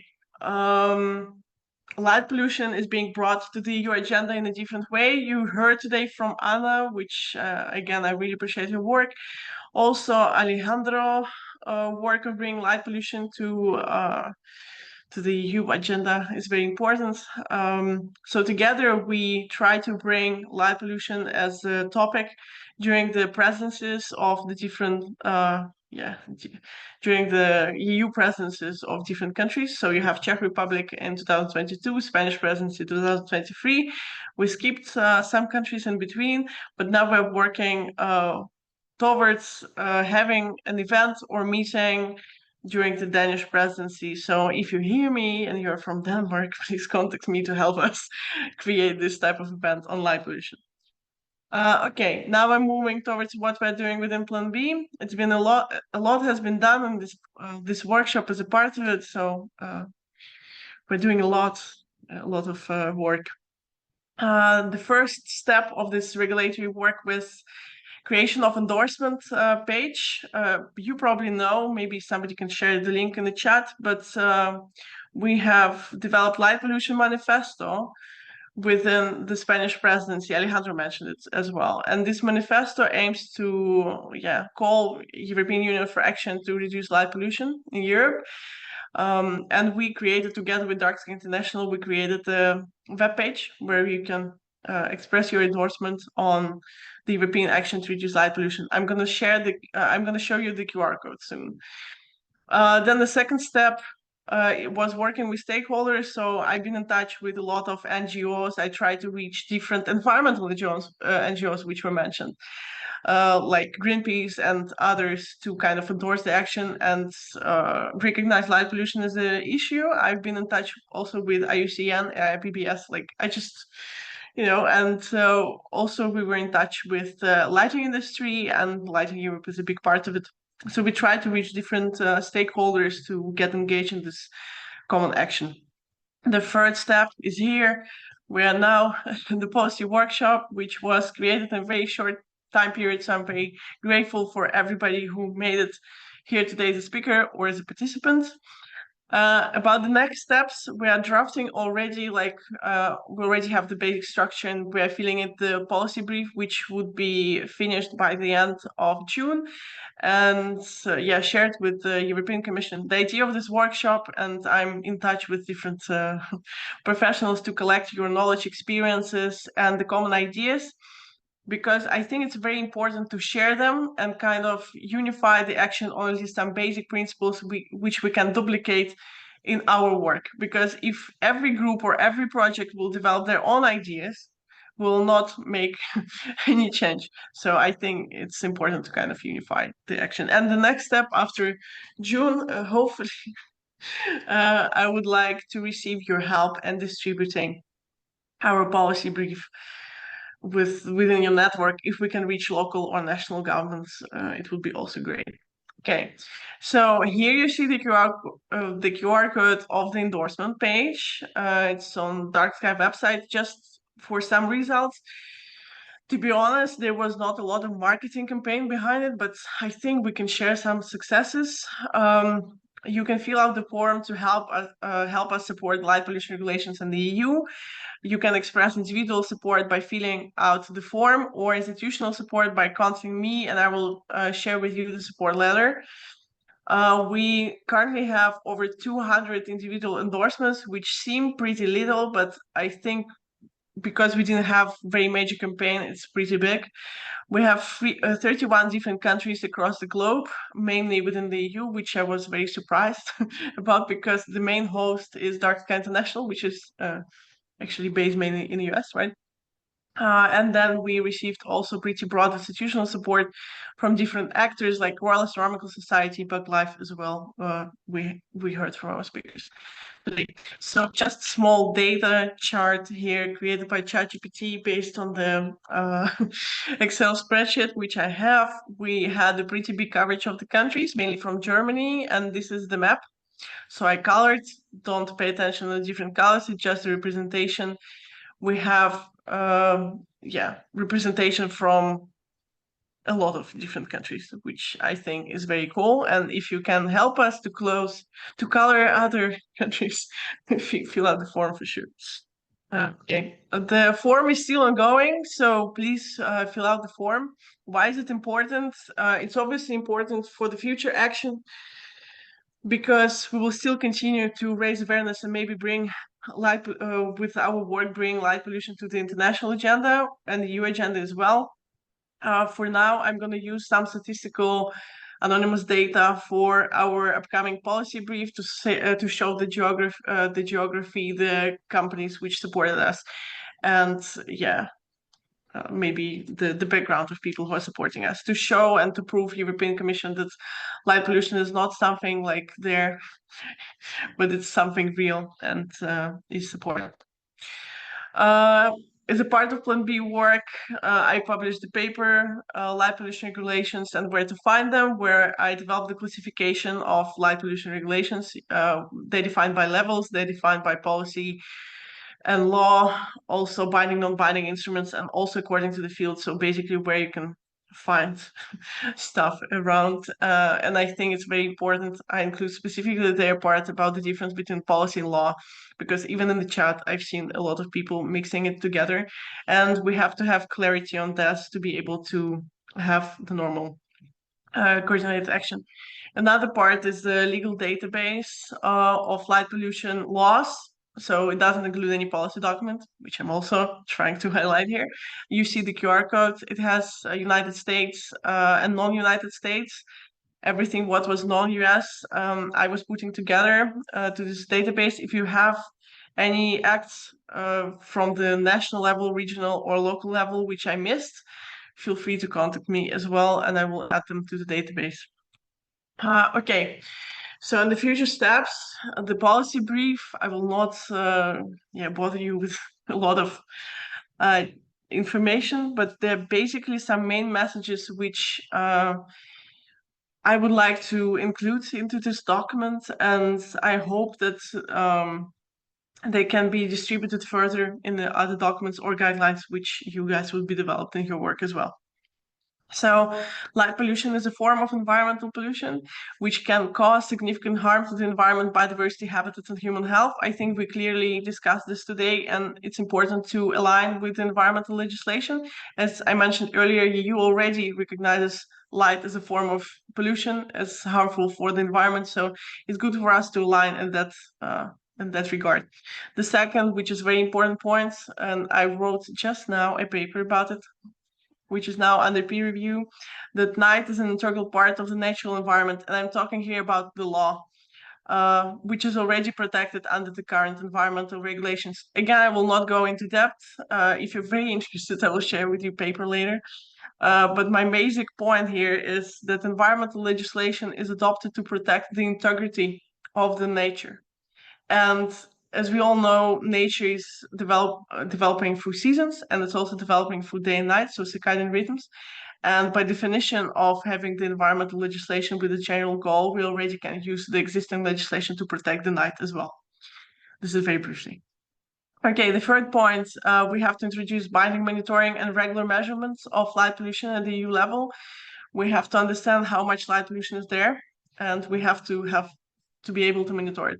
I will give you an example. France, in its national biodiversity strategy for 2030, which is very recent, actually, it's very soon, in 5 years, they said that they're going to reduce light pollution by half. But I wonder how they're going to do that, because they don't know how much light pollution is there now. So we have to kind of unify and have the idea how much light is there. Okay, we have to highlight the harmful impacts on the environment, species, and ecosystem services. We're going to do it in our policy brief. Obviously, we're talking here about science-based regulatory action. Then the concept of, let's say, energy efficiency should be changed to efficiency of lighting installations or efficiency of application. And we also have to implement the basic 5 responsible outdoor lighting principles, which Dan kindly shared with us today. And of course, we're aiming for integrating experiences and knowledge of different stakeholders, among the speakers who are here with us today. Okay, thank you for your attention. I hope I was very quick, and I'm still, no, I think we're a bit over time, but I'm closing everything. Okay, thank you very much for your attention. I hope you enjoyed my very brief overview of the Plan B work. But I would be very happy to share you more if you're interested via LinkedIn or anything. I would like to thank you, everybody who participated in this workshop, and specifically speakers, for responding to a very tight deadlines on presenting. So thank you very much. Thank you for your attention, and thank you all the participants for your very active participation. And I think we break the record of keeping around 60 people around with us for the whole 5 million hours. So I'm very happy for that. And special thanks for our colleagues from Ibercivis for helping me to hosting this webinar. Thank you so much, guys. I will be sharing, hopefully, if you can share presentations with me, that would be good. I will share the presentation, the recording, and hopefully the chat with the participants and via our social media channels. Thank you, guys.